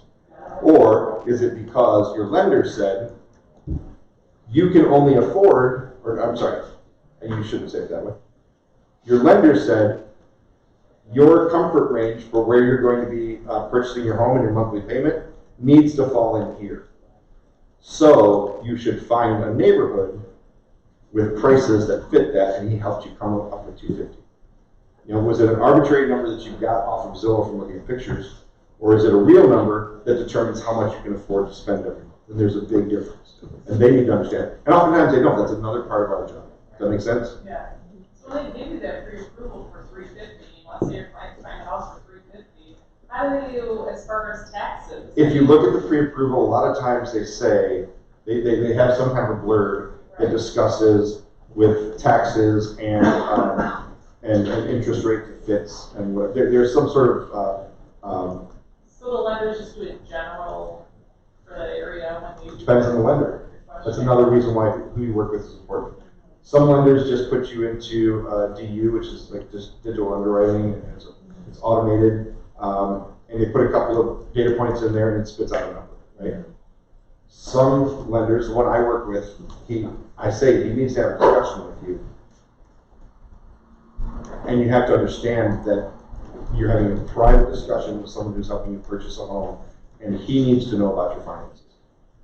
And some people, you know, they're leery about it, understandably. But the important thing is that a good lender up front can tell them the best choice for you, if this is where you want to be, is this. And they look at taxes and they look at the areas you want to look at, and they have that information in front of them. they could double once they close. You know? Absolutely. Yeah. Absolutely. You know, my lender, a lot of times he can close a deal within 2 weeks, whereas most lenders are 30 days plus. But he asks for a lot of information up front, and that information helps to determine whether or not you're going to hit a roadblock once you're under contract. And we tend to not hit roadblocks because we stay within parameters that make sense for them. And then if we stray outside those parameters, you go right back to the lender. And that's an important thing everybody needs to know. Once you have to stay in communication with the lender. Once you get to the point where we find a house that they like, one of the first things you have to do is call that lender and say, this is where we are, these are the taxes. Can you tell me about this person's buying power on this house? How do I negotiate this? What kind of room do we need? Do I need more concessions to make this house work? If we have to go above asking price, what do I, and the lender might say, no, they've got plenty of money in the bank. They're a solid buyer, they're gonna do 20% down, it's not a problem, right? Or, like this VA that I just closed, I got them $7,500 in concessions, and we did work some other magic for them, so the guy basically bought $27 to the closing table. You know, you have to understand, and it's not your job to be a professional lender, okay? I don't want to intimidate, Charles, you haven't done a lot of this, right? I don't want to intimidate you and say, you have to know all this. What I do want to impart on you is that your responsibility is to ask questions, learn, and lean on the people that are professionals, right? So you lean on the inspectors, you lean on the lenders, and you say, help me to understand where our client sits, because it's not your client, it's not their client, it's our client. We're working together to get them here, right? Okay, so if there's no other question on that, I'm going to show you something else real quickly. So we pick this, and I don't really, it's not important which ones we pick. So I'm going to pick these ones here. This is just for the purposes of our class. So we're going to say that these are the top picks for our client. One of the things that I'll do sometimes, especially if there's a big long list, I will go to refine and then narrow the search. Anything that I've clicked is now in its own little group. Does that make sense to everybody? Yes. Okay. Now what we do is we start going down here. And again, these are all things that you're going to learn to do, and especially the newer people, you're going to learn to do this all in your class when you go to the MLS classes. But I want to show you so that you have some reference where you go. This little thing right here, this little icon, is a showing time icon. That's what we use to schedule everything online. Now, it's going to ask you some simple things. I'm going to schedule a showing. So, if it's a single showing, you do that. What you generally want to do is avoid single showings whenever possible. Buyers don't understand that it runs everybody ragged and keeps them from getting the most efficient use of their own time when they do one showing at a time, right? You should generally look at, with their permission, say, hey, there are a couple other houses that are similar that are in the area, maybe we should look at them. Can I pick something for you? And oftentimes they'll say yes. If they're really pressed for time or something, they'll say no, but usually they'll say yes. So we schedule a showing cart, you give it a name, I'll just use test. Okay. So now this property is here on the map. Okay. Go back to listings, and then we just proceed through them. Set up the next one. Add it to the same group. Hit next. Go to the next one. It looks like I'm flying through this. I apologize if it's at all confusing. Again, this is not the most important part of the class. But I also want you to understand that eventually it does just go like this, right? You get used to doing it, and you can set things up quickly.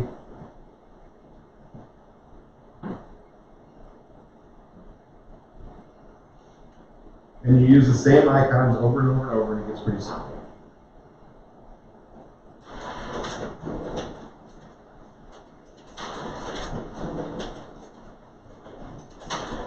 Now, in between here, I'm going to show you one other thing.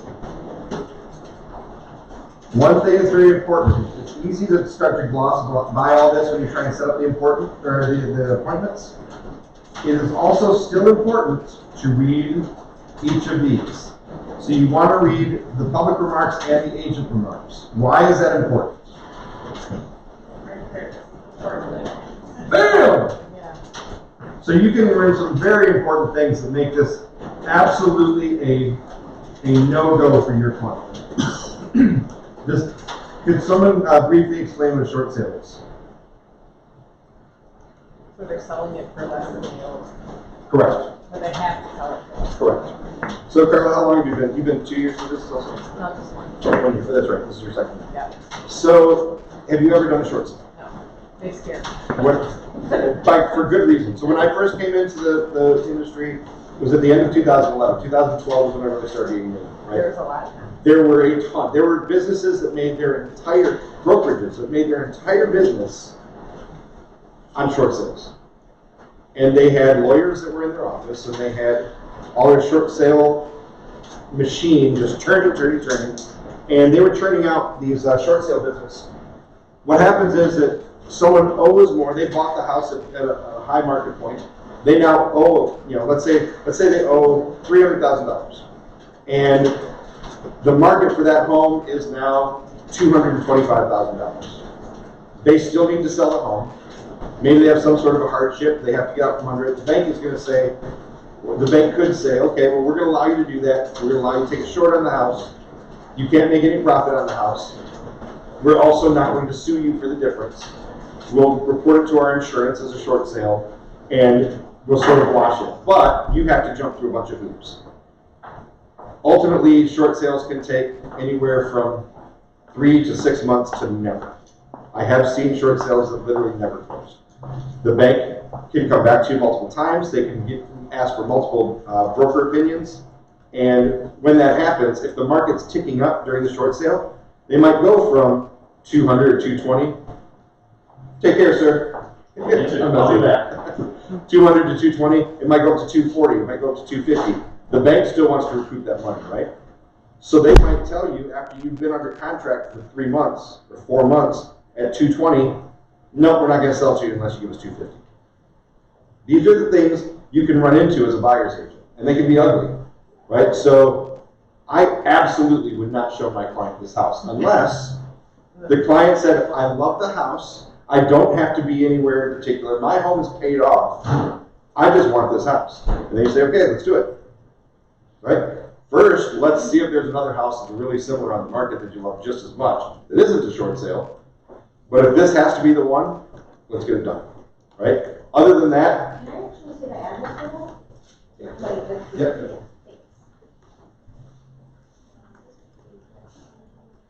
Also, too, it depends on their time frame that they need to Exactly. purchase. Exactly. That's what I'm saying.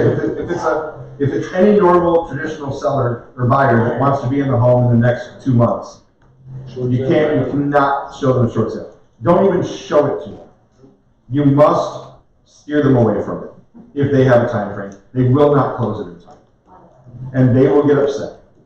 Okay. I have seen where they take an EMD check. The bank takes the check and sits there for 6 months and doesn't even give you an answer. And that person has missed 5 houses that they could have had that were amazing. Because they're waiting for the market. Because they're waiting, and they're locked in, because a lot of times they'll have a short sale thing that says you cannot get out of this contract until 6 months. At the end of 6 months, then if we haven't been able to lock up your transaction, then we'll go ahead and let you out. Because the seller, there are 2 sellers involved. The figurehead seller is going to be the person who lives in that house, that bought the house, that owes the money to the bank. They're going to take whatever offer you give them. Right? Because they don't care. The bank's going to take a short sale. They just want to get out from under it, so they're going to accept your offer. The bank, however, then has asset managers. That file sits on their desk, and sits there, and the bank decides whether or not they're going to. It doesn't even matter if the seller accepts your offer. It's irrelevant. It's whether or not the bank will accept your offer. And that's why it gets so ugly. So, the point of that is, as I started going through these and I started adding things, I realized that this one is not going to get shown to my. For a short sale, always going to be Yeah, so short sale is usually, again, unless they make a mistake, but there's another place, let's go to this one. Right at the top here. See, it says short sale. In the MLS, every single listing is going to say whether it's a short sale or not. If it's no, it's just going to say no up here, and there won't be any other mention of it. If it's yes, it usually says it up here, And it also says it down here and possibly in the public remarks as well. But it will always have to say it at least up in where it says short sale up here at the top. Okay? So now, this is doubled. And Kendall Court was that one, right, Stephanie? Yeah. So we're going to remove that from the tour. Now the reason I'm taking you through this is because as a new agent, you also have to understand how you're going to set up tours. You know, do you just start driving? No, right? So there's two ways that you do it. The first school of thought is you start with, there are three actually. You start with the best homes. The ones that you think are phenomenal. Can anybody tell me why they would do that? We're not talking. No. I mean, yes, but no. Assuming that you have the time to show all the homes, why do you start with the ones that you think are the best? I think then we'll have something to compare the rest of them to. Right. So you want them to see whether or not anything else measures up to that house.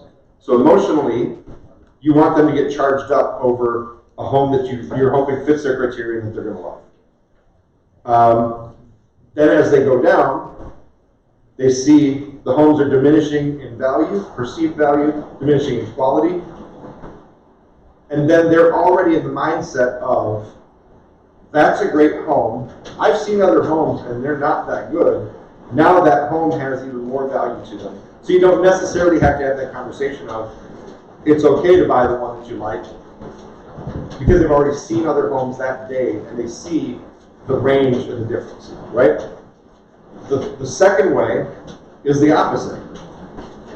You show the homes that don't measure up, and then when they're starting to get like a little bit underwhelmed and they're worn out a little bit by the process, then they walk into this big beautiful house. They go, finally, look at this place, right? Either one of them, psychologically, you're building to that home being special. So whichever way you prefer to do it, those are two of the options. Now, when you're looking for multiple cities, it changes a little bit. Because then you have to take into consideration time constraints, how you get there, which home's going to be shown when, where they're coming from, where they want to end up geographically. You know what I mean? If they live in Sterling Heights, for example, you're probably going to start them over at this one. Or if they live in Clinton Township, right? You're going to start them a little bit more to the east. You're going to work your way that way. Or you're going to start them all the way up in Washington Township, work your way down, so that when they finish and they're a little tired, it's just a short drive home, right? So I consider things like that. Maybe everybody doesn't. I think about those things. Or do I have to take my son to soccer practice when I'm done with this? What city do I need to be in? You know, I've always tried figuring this out, like when I'm a real computer, I can never. I'm going to show you how to do that right now. I'm going to show you how to arrange these now, because when you do it from real comp, they're going to be in order of what? Price. Oh, are they? In real comp, they're always, unless you changed it by a setting, all of these, here with the thumbnail, actually I'll go to grid single line, they're all listed by price. So as I went in and added them, they're just listed on the map now according to price. Number 1 is the cheapest, number 5 is the most expensive. Okay? So what you might want to do, let's say that you wanted to start with number 5 and end up here in Washington Township. If you're on a PC, sometimes on laptops it does not work as well, and on tablets it does not work as well. But the easiest way on a PC is to drag and drop. See how there's a little hand right now? Next to number 5, do you see that on the screen? On the left towards the middle, does anybody see that? Yes. Okay. So if I grab it, if I click on it, oh, that's what my laptop does. Okay. So if it highlights like that, it's not working. So what you do is you have to grab it in a place that it will move it, and see how the 5 keeps moving up? Now the 5's on top. When I let go of the button, that becomes number 1. So now, we got number 1, number 2. I'm probably going to have number 4 be the third one, so I just go to number 4, drag it up to the 3rd position, and now number 5 obviously needs to be the 4th one, so I switch these. See how that was? Now you're following a map. You can either do it this way and go up to 26 mile come across, which I think is a little bit crazy. Or you come up Romeo Plank here, you come across and you go to number 2 and then follow all the way down. Does that make sense to everybody? Yep. Okay, so now, this part I'm not going to complete, but I will show you how to do it. Now you go over and you say, okay, well they want to meet starting at 2:30. So I'll click here at 2:30. I always make these for an hour if possible. That gives you a lot of different options. It gives you a lot of different options if they're a couple minutes late or you get caught in traffic going to the next one or whatever. It gives them the chance to spend time at the homes they really love and blow through the homes they don't like. So then the next one, it's a little bit of a drive over here, so I'm going to give it half an hour. So the next one I'm going to start at 3 o'clock, 3 o'clock to 4 o'clock.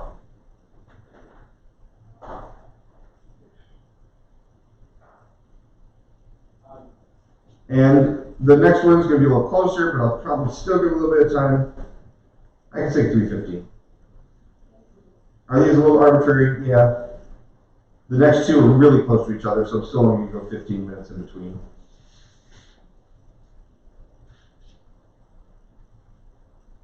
Okay, and then the next one we're going to do probably another 15 minutes, maybe half an hour. So let's say we know they're going to like number 4 a lot. We give them half an hour on the last one between showings. And we finish up at 5. Okay? Does everyone have a sense of how I did that or why I did that? Yes. Right. So you want to give yourself driving time. You want to give yourself a chance to look at the homes. And you want to say, at the end of it, you look and say, okay, we started at 2:30, we end at 5. 2.5 hours to see 5 properties. That's a fair amount of time. I mean, it probably shouldn't take you that long. But again, you're in areas where the traffic can get bent up a little bit, so you give yourself some time. Now, I'm not going to request these showings, obviously, but what I will do is print. So you go up here, you do 2 things. You can email the showings to them, and when you click on that email icon, it's going to ask you for the person's email address. You put it in there. You can type something if you want. You know, this is our tour for today. We're going to start at and tell them which address it is. And then you print it. Now the printout that I did is what you have in front of you for your handout. And it looks like this. Now this is very important, so I want everybody to listen to this. Buyer's version. Okay? If you haven't learned this yet, the agent's version has all the contact information. It will also have security codes. Once you have received them, if they're going shows, it's going to have the lockbox code right on there. You do not give that to buyers. Everyone understands that? That is a big fine. Also, it has the contact information for the listing agent. 2 things I don't want to do is have my buyers call the listing agents directly, right? Because that can cause issues. It can either cut you out of the deal, or it can just complicate things greatly, and then everybody starts arguing about commissions and all that. Just don't do it. If they want to be devious and cut you out, then they're going to figure out a way. They're going to go online. They're going to find things. Make them work for it. Don't give it to them, right? If you have them under contract, you're still protected, but then it still is a situation. Don't give them the other agent's information if you don't have to. Also, never give them lockbox codes. I'm going to say that again. So all you have to do is you click the buyer version. Now the buyer version has your basic information and it has them in order the way you set them. Not in order by price, it's how you set them. You click show map. Now I've just added the map so they know where we're starting, they know the route, and we can obviously discuss if we're going to change the route, and then they know which house comes when. When you print all of this, it's exactly like what I've just printed for you. Now, what I printed for you,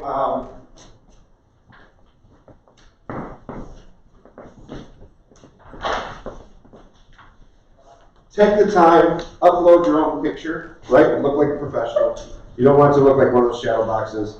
Just make it look nice for your clients. You always want everything you're handing to them, you want to have your contact information, so they've never had to look for it.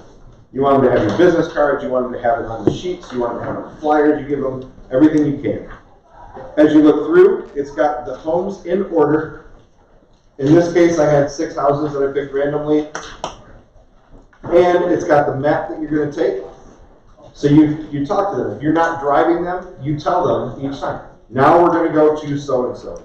Some people are very, they're more the engineer style, where they look at all this, they follow it, they take notes, they write on things.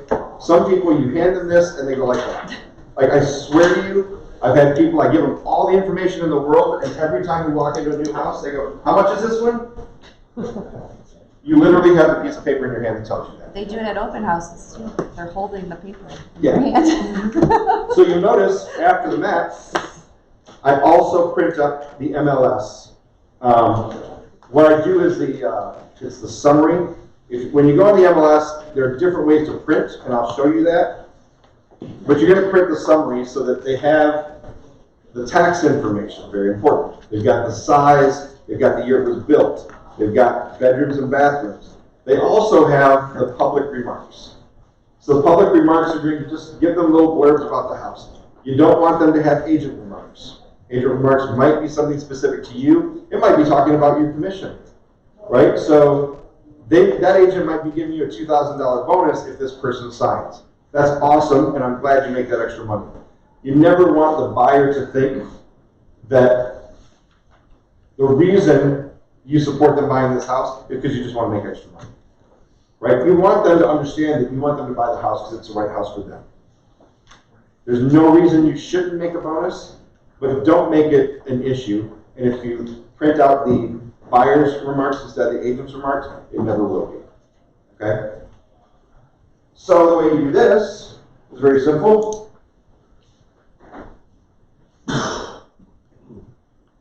Go back to MealComp and just click that, and then actions, print. Now what I always do is, let's say I wanted to look what the thumbnail looks like. I click thumbnail, click preview before you print. Well, that doesn't have enough information on it, does it? It really, No. I mean, it's got some good information, but with the summary, client summary, the client is always the buyer, not the agent, obviously. Quick preview, that's what we have. Now it has a description of the house, has a little bit more information, and it's a little bit less compressed. It's a little bit more relaxing for the people to look at. I always think about, I was an architectural student, and I always think about something called read. How does it read?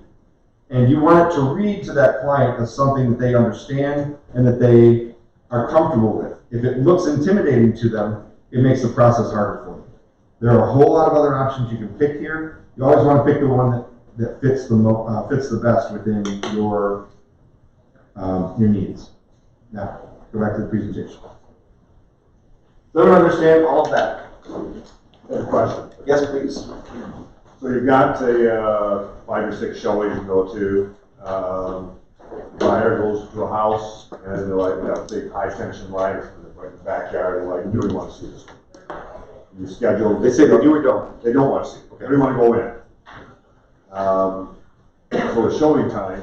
So now you're an hour ahead of your schedule. Mm-hmm. How do you manage that? Okay, so 2 things. I always encourage my clients to do 1 of 2 things. If they absolutely hate a whole neighborhood, there's no reason to go in there. But if they liked the house and then they see the high tension lines when they get there, I would always encourage them to go ahead and walk through the house anyway. The reason is it keeps you on schedule, right?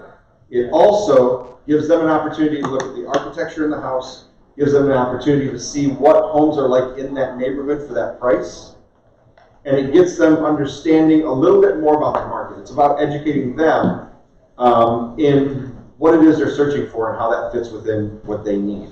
And you just add the disclaimer, look, we're 100% not going to buy this house. However, part of what you're doing is trying to learn about the neighborhood, and learn what the homes are like, what this builder does here. Is the backyard going to have, if it was on the other side of the neighborhood, the same house, does the backyard, the way it opens up into the backyard, the sliding doors and all those things, do they make you feel connected to the outside, Or you like the kitchen here. What if you find the exact same house, kitchen's not as nice? Would you want to remodel it this way? Look at how people are remodeling and the trends that they're using right now. It helps them to just paint a bigger picture.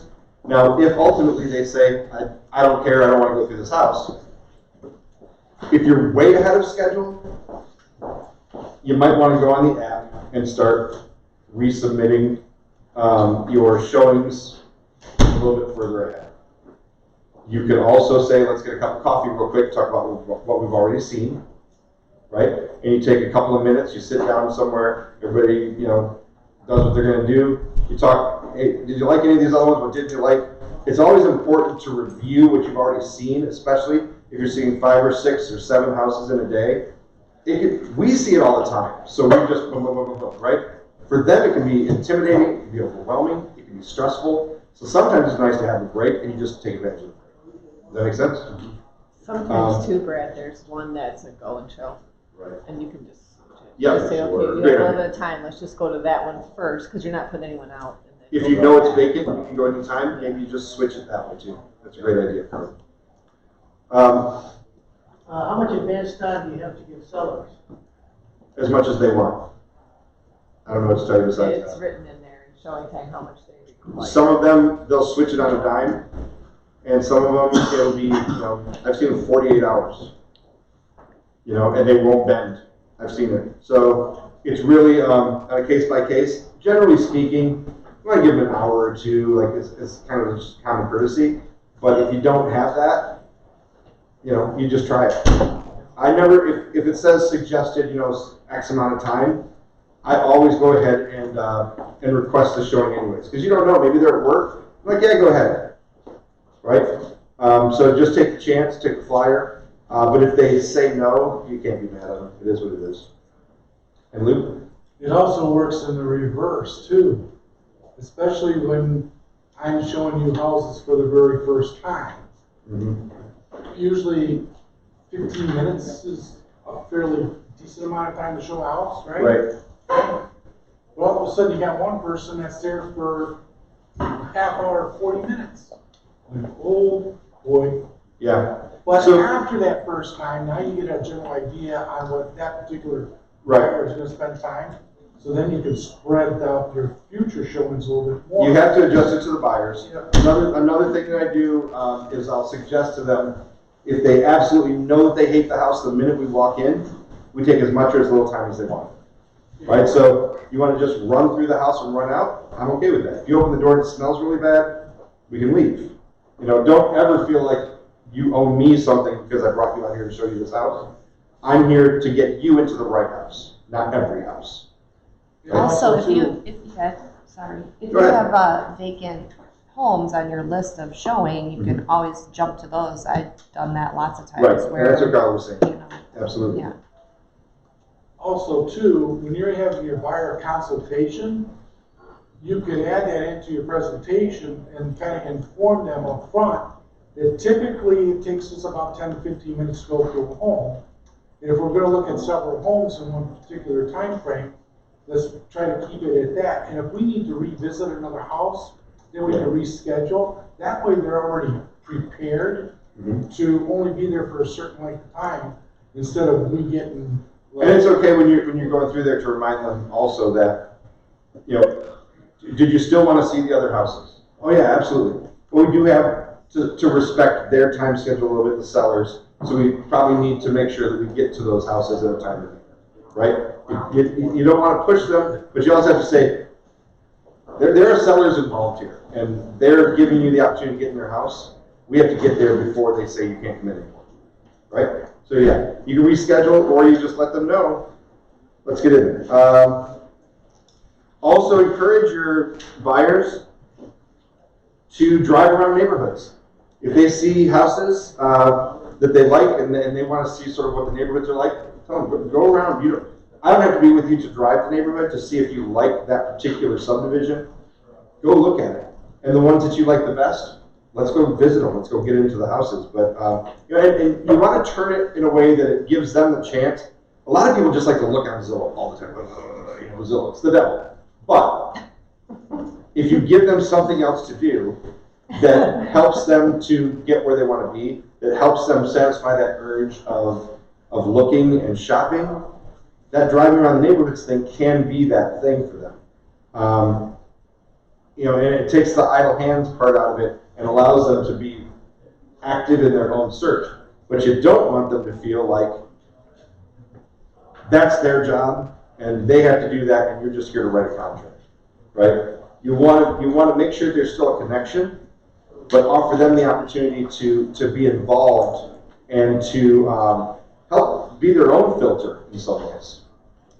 So qualifying properties, I don't know if we got to go through all this. So reduce the list of matching properties. Basically, if I don't really do that, what I do is I will suggest, once I know a client, if they see, okay, here's a perfect one. I had some clients, fantastic friends, ended up never buying a house, ever, after a couple of years. The wife liked to look at homes, and she liked a particular style. She liked the way certain homes were done in a certain area. They were looking at Sterling Heights area. But every time we walk into one of these, and if you know Sterling Heights at all, usually there are these like 1,100 square foot ranches, and then there's 1,350 square foot ranches, 1,356 actually, 1,650 square foot ranches, right? We'd walk into the ones that were 1,300 plus square feet, and she'd go, "Oh, these bedrooms are too small." I know that because we've already seen 20, right? They were friends, so I handled it a little bit differently. But at some point you say, there's no need to go see that house. You've already seen them. You don't like the size of the bedrooms. Has that changed? And every time you get into that position, you say, we can revisit this for sure. Has your feeling about how small those bedrooms are changed? Can you live in a master bedroom that is 12 by 12 now? Well, no, we've got a king size bed. So that's not going to change. You can't buy that house. So why don't we concentrate on the ones that are going to work for you? Can I change your search criteria so that we don't even include those anymore? As pretty as they are and as great as the renovations on some of them are, can we just take them out so that we can look at the ones that are actually going to help you? So that's part of the qualifying properties. Our job, again, is not just to be a door opener. It's to help them actually find what they need and to impart value there. I go the right way? Yeah. I encourage them a lot of times too when we're in houses now to take their phone out and take pictures. So when they get home, they remember what the house looked like on the inside. If they say they really like something, I'm like, take a picture of it so when you get home, you remember. And when you print that printout for them, some people use it, some people won't. I've had people take great notes on it and encourage them. Hand them a pen, especially if it's like a couple. Where's this at? What's that? Where can you print this from? What I just showed you was from RealComp. Oh, this is in real time? Yep, that's real. Let me see which page you're looking at. The very last one. It's the very last one, the home tour. Oh, no. That is in your packet. It's in your buying and showing homes packet. But you can just take that one. I printed an extra one out, so you can just take it out of there and just make copies of it. And make copies. Yep. Okay. I like that. Yeah, it's somewhere in this. I don't know what page it's on. It's somewhere in this packet. Okay, so I'm going to go down this page real quickly and just buzz it off. Look at showing instructions in the MLS to schedule showing homes. Call listing agents. When you're in multiple offer situations, and that's another reason to read the blurbs for the agent remarks, you want to make sure that you are clear with your buyer. If they're saying that there is a highest and best, for example, and it's due Tuesday morning, and today is Wednesday, I don't think I should show that house tonight to that client, right? Because they already took all their offers and it was due yesterday. So the chances of you frustrating your client by showing them a house that they can't buy gets pretty high. Right, so make sure that you pay attention to that. Call agents. Say, hey, have you already made a decision, or are you still accepting offers? The agent says you're still accepting offers. Go ahead and show the house. If they're not, and they're going to stick to that deadline, don't show the house. Try to give 24 hours notice if possible. Mark, that speaks to your. I've always found that I prefer to get, if I can, get the homes the night before, so I can deal with any problems. I had these clients that are, they'd send 10 to me the night before, and the next day there would be 4 of them that would cancel the showings because they weren't showing for some reason that day.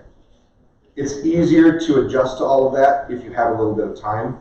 So try to work that out. Try to work out a schedule with your buyers so that you're getting the information the day before. Now, if they can't, if they just get a day off all of a sudden, go show them houses and make money, right? Go do what you got to do to make money. But the stress is less on you and on them if you can prepare and plan, right? Was it planning or failing to plan is planning to fail, right? Check with your buyers, make sure they have earnest money deposit. So tell them, depending on the price point, if they're trying to buy a $350,000 house, they're probably gonna need at least like $5,000 to put down as an EMD. If they're looking at $150,000 houses, they can have $1,000 EMD. But you got to make sure that they have liquid money before you go to show them that they can put down on a home. You have to explain to them that it's a necessity in buying a home. You have to have an earnest money deposit to put down. You have to have a pre-approval letter. There are no exceptions. And it's not you, it's market, it's Michigan law, it's the way things are handled. Things have to be done a certain way, and those two things are crucial in order for. They say, well, can't we just go shopping? Well, we can't, because when I show you that house and you want to buy it, you won't be able to buy it. You're going to be frustrated. And you need to protect your time. Your time is valuable. Showing buyers homes, as I said, is noble.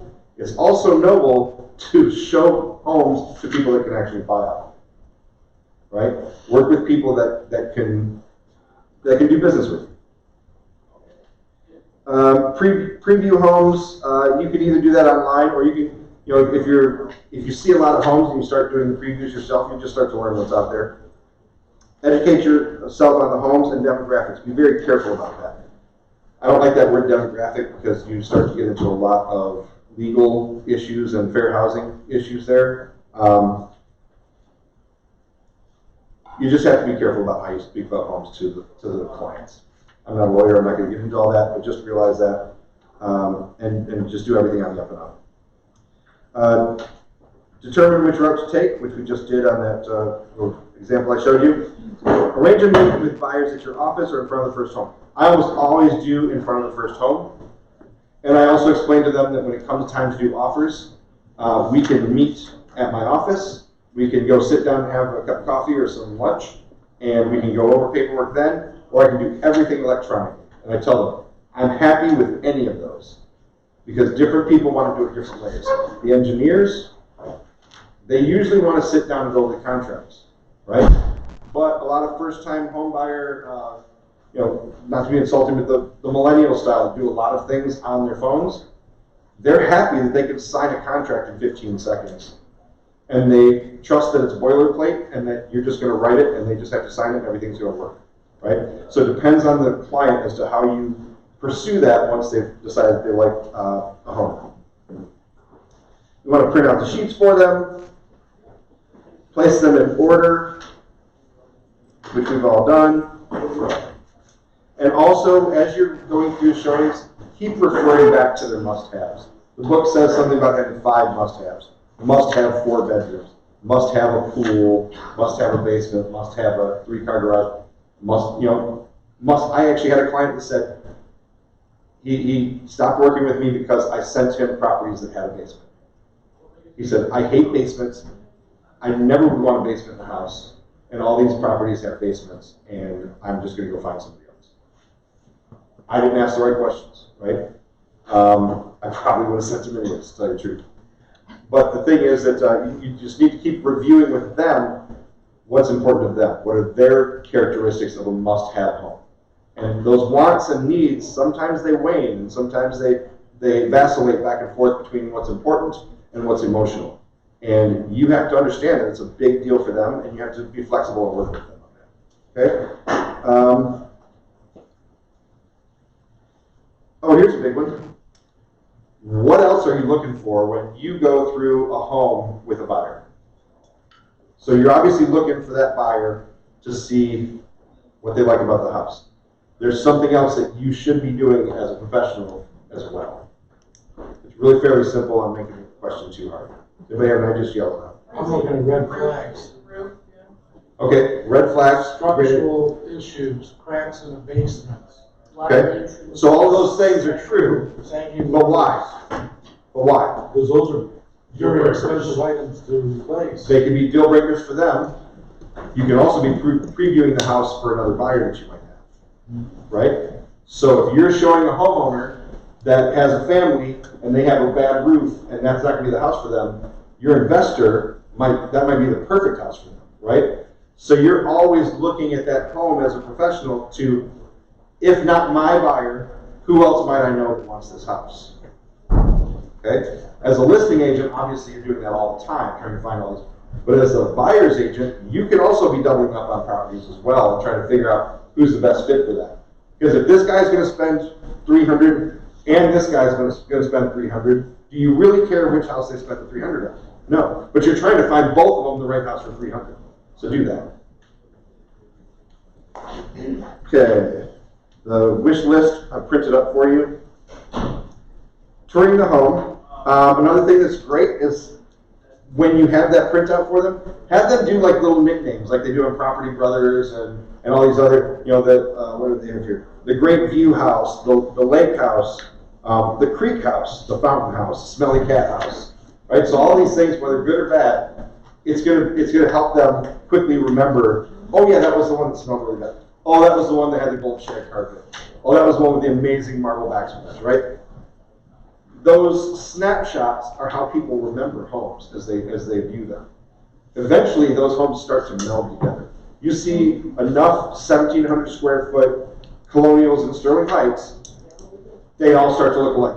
You need a something that discerns this one from that one, right? So let them come up with some of those names and have them write them down so they can keep track of things as they go. Now, you have to ask questions while you're in the house, right? You're asking, some people say, what don't you like? I don't know that I would go that route. You're not trying to tell them to buy the house, but you also don't want them to be negative about the property that they like. They're going to do that on their own. They're going to eventually get home and they're going to have a little bit of this anxiety moment. They go, what if this isn't the right house for me? Well, it didn't have this, it didn't have that. So they're going to already do that. What you want to do is find out what they did like. Even if they don't buy that house. When you're leaving the house, you say, hey, are there some things about this house that you like? And why would you do that? Charles, I'm going to ask you. Why would you ask somebody what they like about a home that they're not planning on buying? Anything you ask them, they'll give you more information. So you're learning about them. Sure. Right? It's always, when you're working with buyers, it's learning about them. Because you're going to be more efficient, more effective in how you're able to produce for them if you ask them questions about what they like. And then the buyers are liars adage becomes less and less valid because they're telling you the truth as they're telling you what they like about the house. And if you're listening, then you just have to realize that they're telling you the best that they can. Sometimes they don't know how to verbalize certain features about a home. They may not know that they don't like tutors. I don't like tutors. Well, one that has a Tudor style, that's my wife's fault, but that's not the point, right? They don't know necessarily, but they'll say, I don't like that wood stuff on the outside, okay, right? They don't like flat roofs, like whatever it is. Or, I really like how this is kind of a blocky looking house. Oh, so they like a little more contemporary design, right? All those things figure in. If you ask the right questions, they understand that you care, and you do a better job for them. And then, you get paid. It's great. I love that part of it.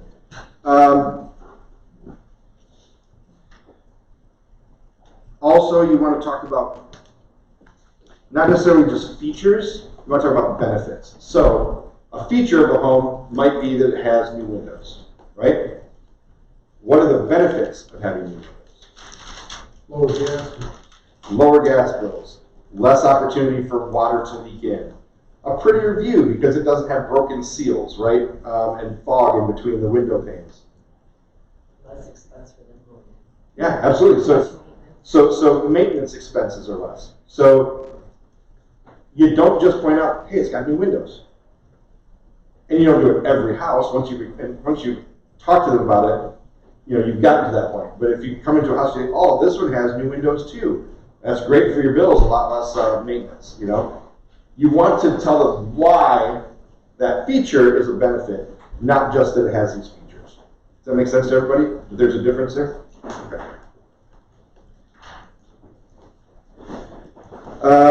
Having them rank the homes and self-discover is huge. So if I'm showing them these 5 houses today, and they like a couple of them, you have them put in order how they like them, and or the top 2. And then if you look, and as you're going through, if they like number 1, and then number 2 is decent, you say, okay, which one do you like better? Number 1 or number 2? Oh, definitely number 2. Okay, so mentally you kind of push number 1 aside. You get to number 4, and they're like, oh, this was the best one yet. Oh, that's great. What's your number 2 now? Well, number 2 is now probably the second best. So at the end of the day, you say, well, you really liked number 4 and you really liked number 2. Are either of those something that you would be disappointed if you lost? If you came back tomorrow and found out that house wasn't on the market anymore, would that be disappointing to you? Yeah, it kind of would. What we need to do is either come to my office or give me an hour. I'm going to get to my computer. I'm going to look at the market in the neighborhood. We're going to talk about the values, and we'll talk about writing this one up. That sound good? Right? So you let them discover whether or not they have an emotional attachment to that house. You give them the time to put it all together in their head while you're doing your job, which is creating an analysis of where the value is in that home, what you think banks are going to kind of, how they're going to work with you, whether or not homes are selling there in 2 days. Well, now you think it's probably going to be highest and best. Are you willing to go above asking price? Right? Those are all conversations that you're going to have with them, but you can't have them really until you get into the pit of things. Home touring etiquette. What are some things that I think one of them is a little bit antiquated, but agents do still. For those of you who have shown homes, a lot of agents still do this when they go to a house, when they leave a house. Leave a card on the light. Turn on the, I think that's great, actually. That's very polite. Leave a card. Was that, you said that? Yeah. I don't leave cards. Maybe I should. Maybe I shouldn't tell you I don't. But the reality is that there's a digital footprint of me coming to that house. Some people leave cards because they figure if that house doesn't sell or they don't like their agent, they're going to start calling agents to show the house. That's possible. But generally speaking, that agent knows that I was at the house, and that's okay with me. But you always want to turn off lights, take off shoes, ask your clients to take off their shoes. You know, you don't want to be rude to anyone. The reality is you're a guest in someone's home at that point. If they've provided goodies for you, you wear those, you know, but you don't want somebody wearing stilettos on somebody's marble floor. It just, you can break something, it's just not good. You know, you kind of want to be polite to other people's things. Yes. Sir. In regards to this card leaving thing, I usually follow what the instructions are. Sure. So if they're asking to leave a card, I leave a card. Yeah. Simply because when the seller gets home, the seller knows that ID's there, not just the agent himself. No, you're right. You're right. There are definitely good reasons to do it. But if it's a vacant home? Right. Also, notify agents if something was wrong in the house. I've had this happen where, you know, there was a leak in the basement or a pipe busted or something happened. I've been into a house where the basement like flooded and there was like a fountain in the middle of it. And this is back during the REO days, really. But you call the agent, you let them know because that could be damage to the seller they don't even know about.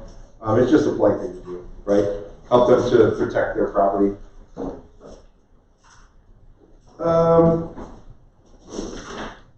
So they have a little exercise as well in this booklet where at the end of the day, you might sit down with your buyer. Oh boy. And they go to their favorite address. And so they go 1, 2, 3, Main Street. I don't know why that's the one everybody uses, but it is. And they do pros. It's just another exercise for you to do with your buyers or to have them do on their own. Pros and cons. What do they like about the house? What are the challenges? You always want to use words like challenges, not problems, not issues. Sometimes there are things that are a big deal for somebody, not a big deal for another person. You don't want to put into their head negativity. You just want to say that this is something you deal with, this is something that's fantastic that you already want, right? And then you let them go down these lists and see if they're trying to decide between two houses, which one to put an offer in on. This might help them with that, right? But you always want to be encouraging and give them some expertise as to how to filter through all of the things you have to filter through. What is her name? Okay, what was Christy. Your? Christy. Yes. Christy, how long have you been doing this? Year and a half. Okay. Who's been doing this for 3, 4, 5 years? Okay, I've talked to you a lot, Lou. This is going to talk to you. So let's say, what's your name? Darlene. Darlene. Great name. So let's say that a buyer asks you, Darlene, what do you think of this place? What do you answer? I always say, it has a lot of potential, it looks good, the sizes are good, you may have to paint, it's not to my taste, but it's only aesthetics, that's not a big deal. But otherwise, it's a nice house with bones. Sure. So, it's interesting the way you started that, and I learned from my mentor my first month or two in the business, that one of the things that you should always do is understand that we don't have the same taste, right? Like you said, it's not to your taste. Sometimes I wouldn't even say that, because then maybe it is to their taste, and now you've made them feel a little bit lesser. And I'm not saying you did, I'm saying sometimes I'm guarded about that, but the way you started it was, yeah, I think this could be a great place, right? Or whatever. It's, what do you think about it? You ask them a question back.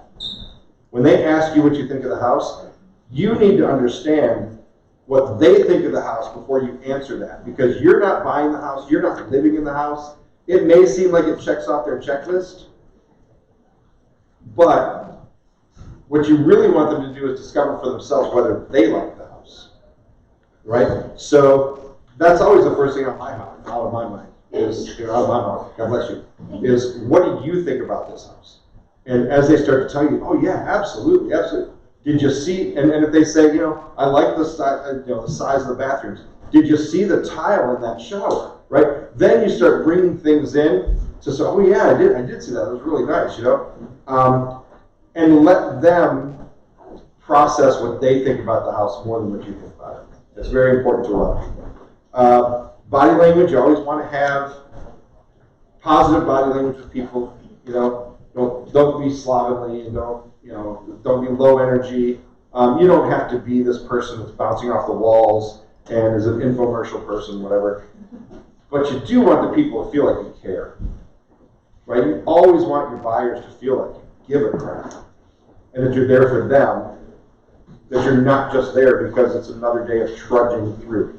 I love what I do, and I feel like I help people every single day. I had a job where, believe it or not, in the restaurant industry, I've had my 6-figure years slinging steaks and wine, right? But I love doing this because at the end of the day, I'm sitting at a closing table with people that are happy and crying and hugging each other, and it makes a difference in their life. So approach your showings. Approach your showings like this matters to that person. Language that helps them to understand that they matter to you and that their choice matters to you. And if you don't like the banister because it's some ugly old walnut colored or the English walnut colored oak from the 70s or 60s, well, okay. You don't have to tell them that. If they joke about it, joke with them. But let them know that you care about their process. Compare other houses to it. We've already talked about that a little bit. Keep your questions detailed. If there are clues that the people might be interested in buying a home, and those clues, Steph, what makes you think that somebody might want to buy a house if they start asking certain questions? What are those questions? School district, Mm-hmm. neighborhood. Mhm. If it's a historic, that was a Sure. question that was thrown at me a Sure. couple days ago on Yep. Clausen. Oh, somebody else. Bill, any ideas? I know you're new, but any ideas? What kind of questions would make you think somebody wants to buy a house? How long until they can move out? Bing. Anybody else? I think the price is negotiable. Bing. Anything that is engaging. Will my furniture fit? Right? Oh, well, honey, if we might have to get rid of that one table, but we can put the 2 chairs here. Right? What are the taxes here? They don't care what the taxes are if they don't like the house. They're already seeing whether they can afford it, right? Things like that are key moments where you need to dial in and listen to them and listen to what they're saying so that you can help them make the decision they need to make. All right? Raising objections. Nobody's going to raise an objection if they don't like the house. They may say, this basement's cracked, let's get out of here. All right? But they may not say, what do you think it's going to take to replace these windows? Right? That's an objection, but it's an objection saying, I'm interested in the house, I want to know if it fits my life. As opposed to, there's windows are leaking, there's mold in the walls, let's get out of here. Right? They're 2 different things. If they're asking about what it's going to take to get them in there, that's another clue if they want that house.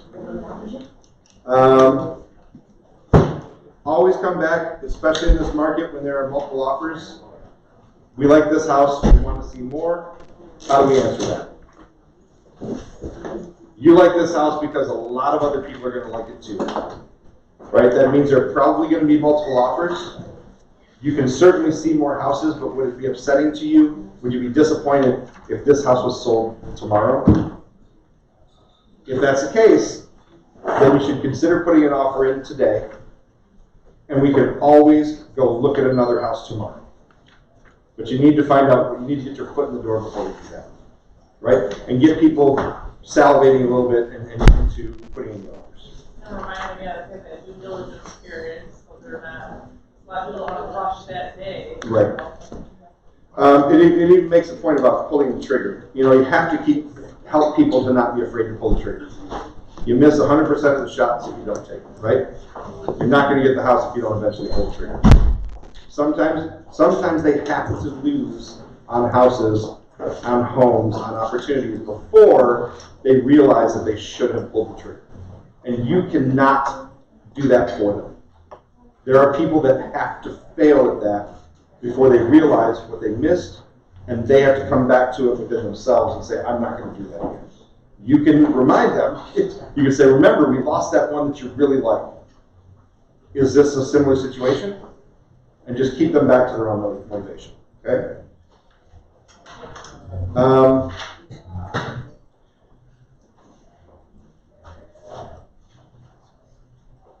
Al, do I have time now to do that video? It's 3 minutes. Yeah. Okay. Roll with it. Actually, can you do that? That'd be great. Just YouTube, creating by urgency. Is it on the thing? There's a folder that says Ignite. Oh, that's right. The Ignite folder for mine has the video on it as well. Right on the desktop. On the desktop.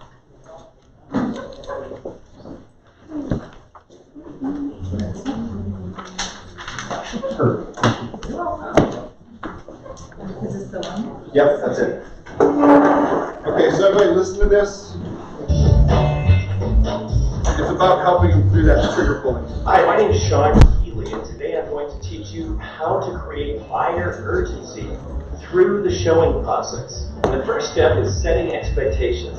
We tell buyers that it is a seller's market, and what that means is the best homes go fast. The next area that we set expectations in is multiple offers. We tell our buyers there's going to be a lot of other buyers out there, and you may find yourself in a competitive situation. The third area that we set expectations on is condition. Many of the homes that they're going into are going to be move-in ready, but they need a little bit of work. The next step is a process we call the funnel. And essentially, we're trying to take the entire MLS and funnel it down so that at the end of the day, there can be only one house that kicks out the bottom. What I'd like you to do tonight, pick out the best 10 or 15 homes, and then tomorrow, drive by those homes and check them out. I want you to pick out the best 3 or 4, and we'll go out and take a look at those homes. Next part is the actual showing process. If we show the first house, you'll ask the buyer on a scale of 1 to 7, leaving out the 4, 7 being perfect, and there is no perfect home, and 1 being unlivable, where would you rate this home? Inevitably, the buyer will answer it's a 5. And the reason they give you a 5 is because they don't have anything else to compare it to on the very first home that they've gone to see. Then what you want to do is try and reinforce what's making it a 5 for you. And the next question you asked said, what are some of the things that you would do to move it more towards a 7 if you were to purchase it? You go on to the next house. Now you ask an alternative of choice question.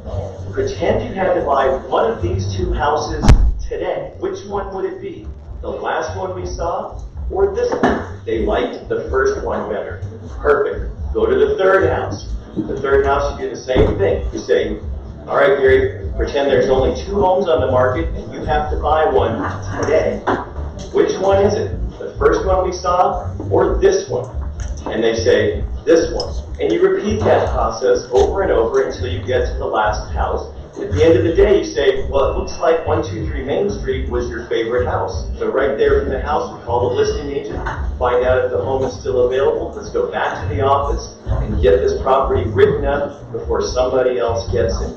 My biggest aha out of this came when I was out with one of my first-time buyer families, and we drove up to the first house, and my buyer said, I don't even want to go in that one. What he ended up telling me at the end of that trip was, Sean, what I want you to do is print me out a list of every home that matches my criteria.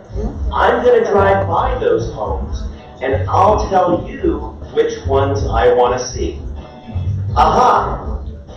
Hey, thanks for watching KW Connect, and make it a great day. Will this kill automatically? Samantha? Will this automatically stop it? Thank you. Yeah. Appreciate it. So, what are a couple of ahas we had today?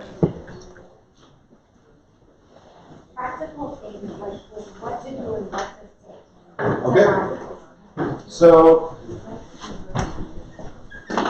showing homes has practical steps.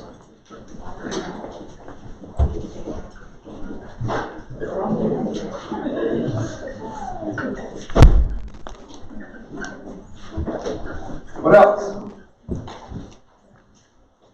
Anybody else have any ahas at all? I think getting to drive by the homes before you take them to see them is important. Higher drive-bys.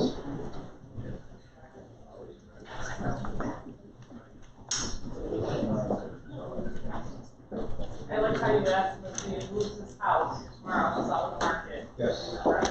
So,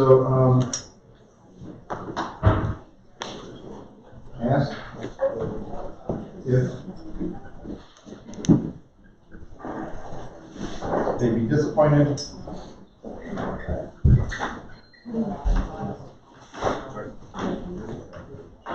to lose this house.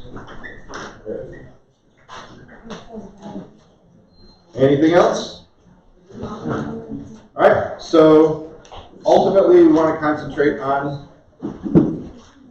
you being a professional, going through the steps that you need to go through, always keeping the buyer's fiduciary in mind, making sure that you're catering things to what they need, correct? And using language that helps them to self-discover instead of just putting things in their head. Ask them questions that help them get to the end point of they want this home, and you're going to help them get it, right? What we didn't talk about was the process of getting into, hey, they love the home now we're going to write up the offer. I believe that that's almost all going to be covered by Stacy in the next one, in the next segment. But ultimately, once you're done finding those homes, You've got to learn to write up the offer. Actually, no. Dominic is the next one. It's negotiating and writing up offers. But the idea is take all of that you've learned about them and where they fit in the buying process, and try to help cater that to them getting into the next home. All right. Sorry we had to end it a little bit early, and I went a little quickly. Everybody good? If you have any questions, don't feel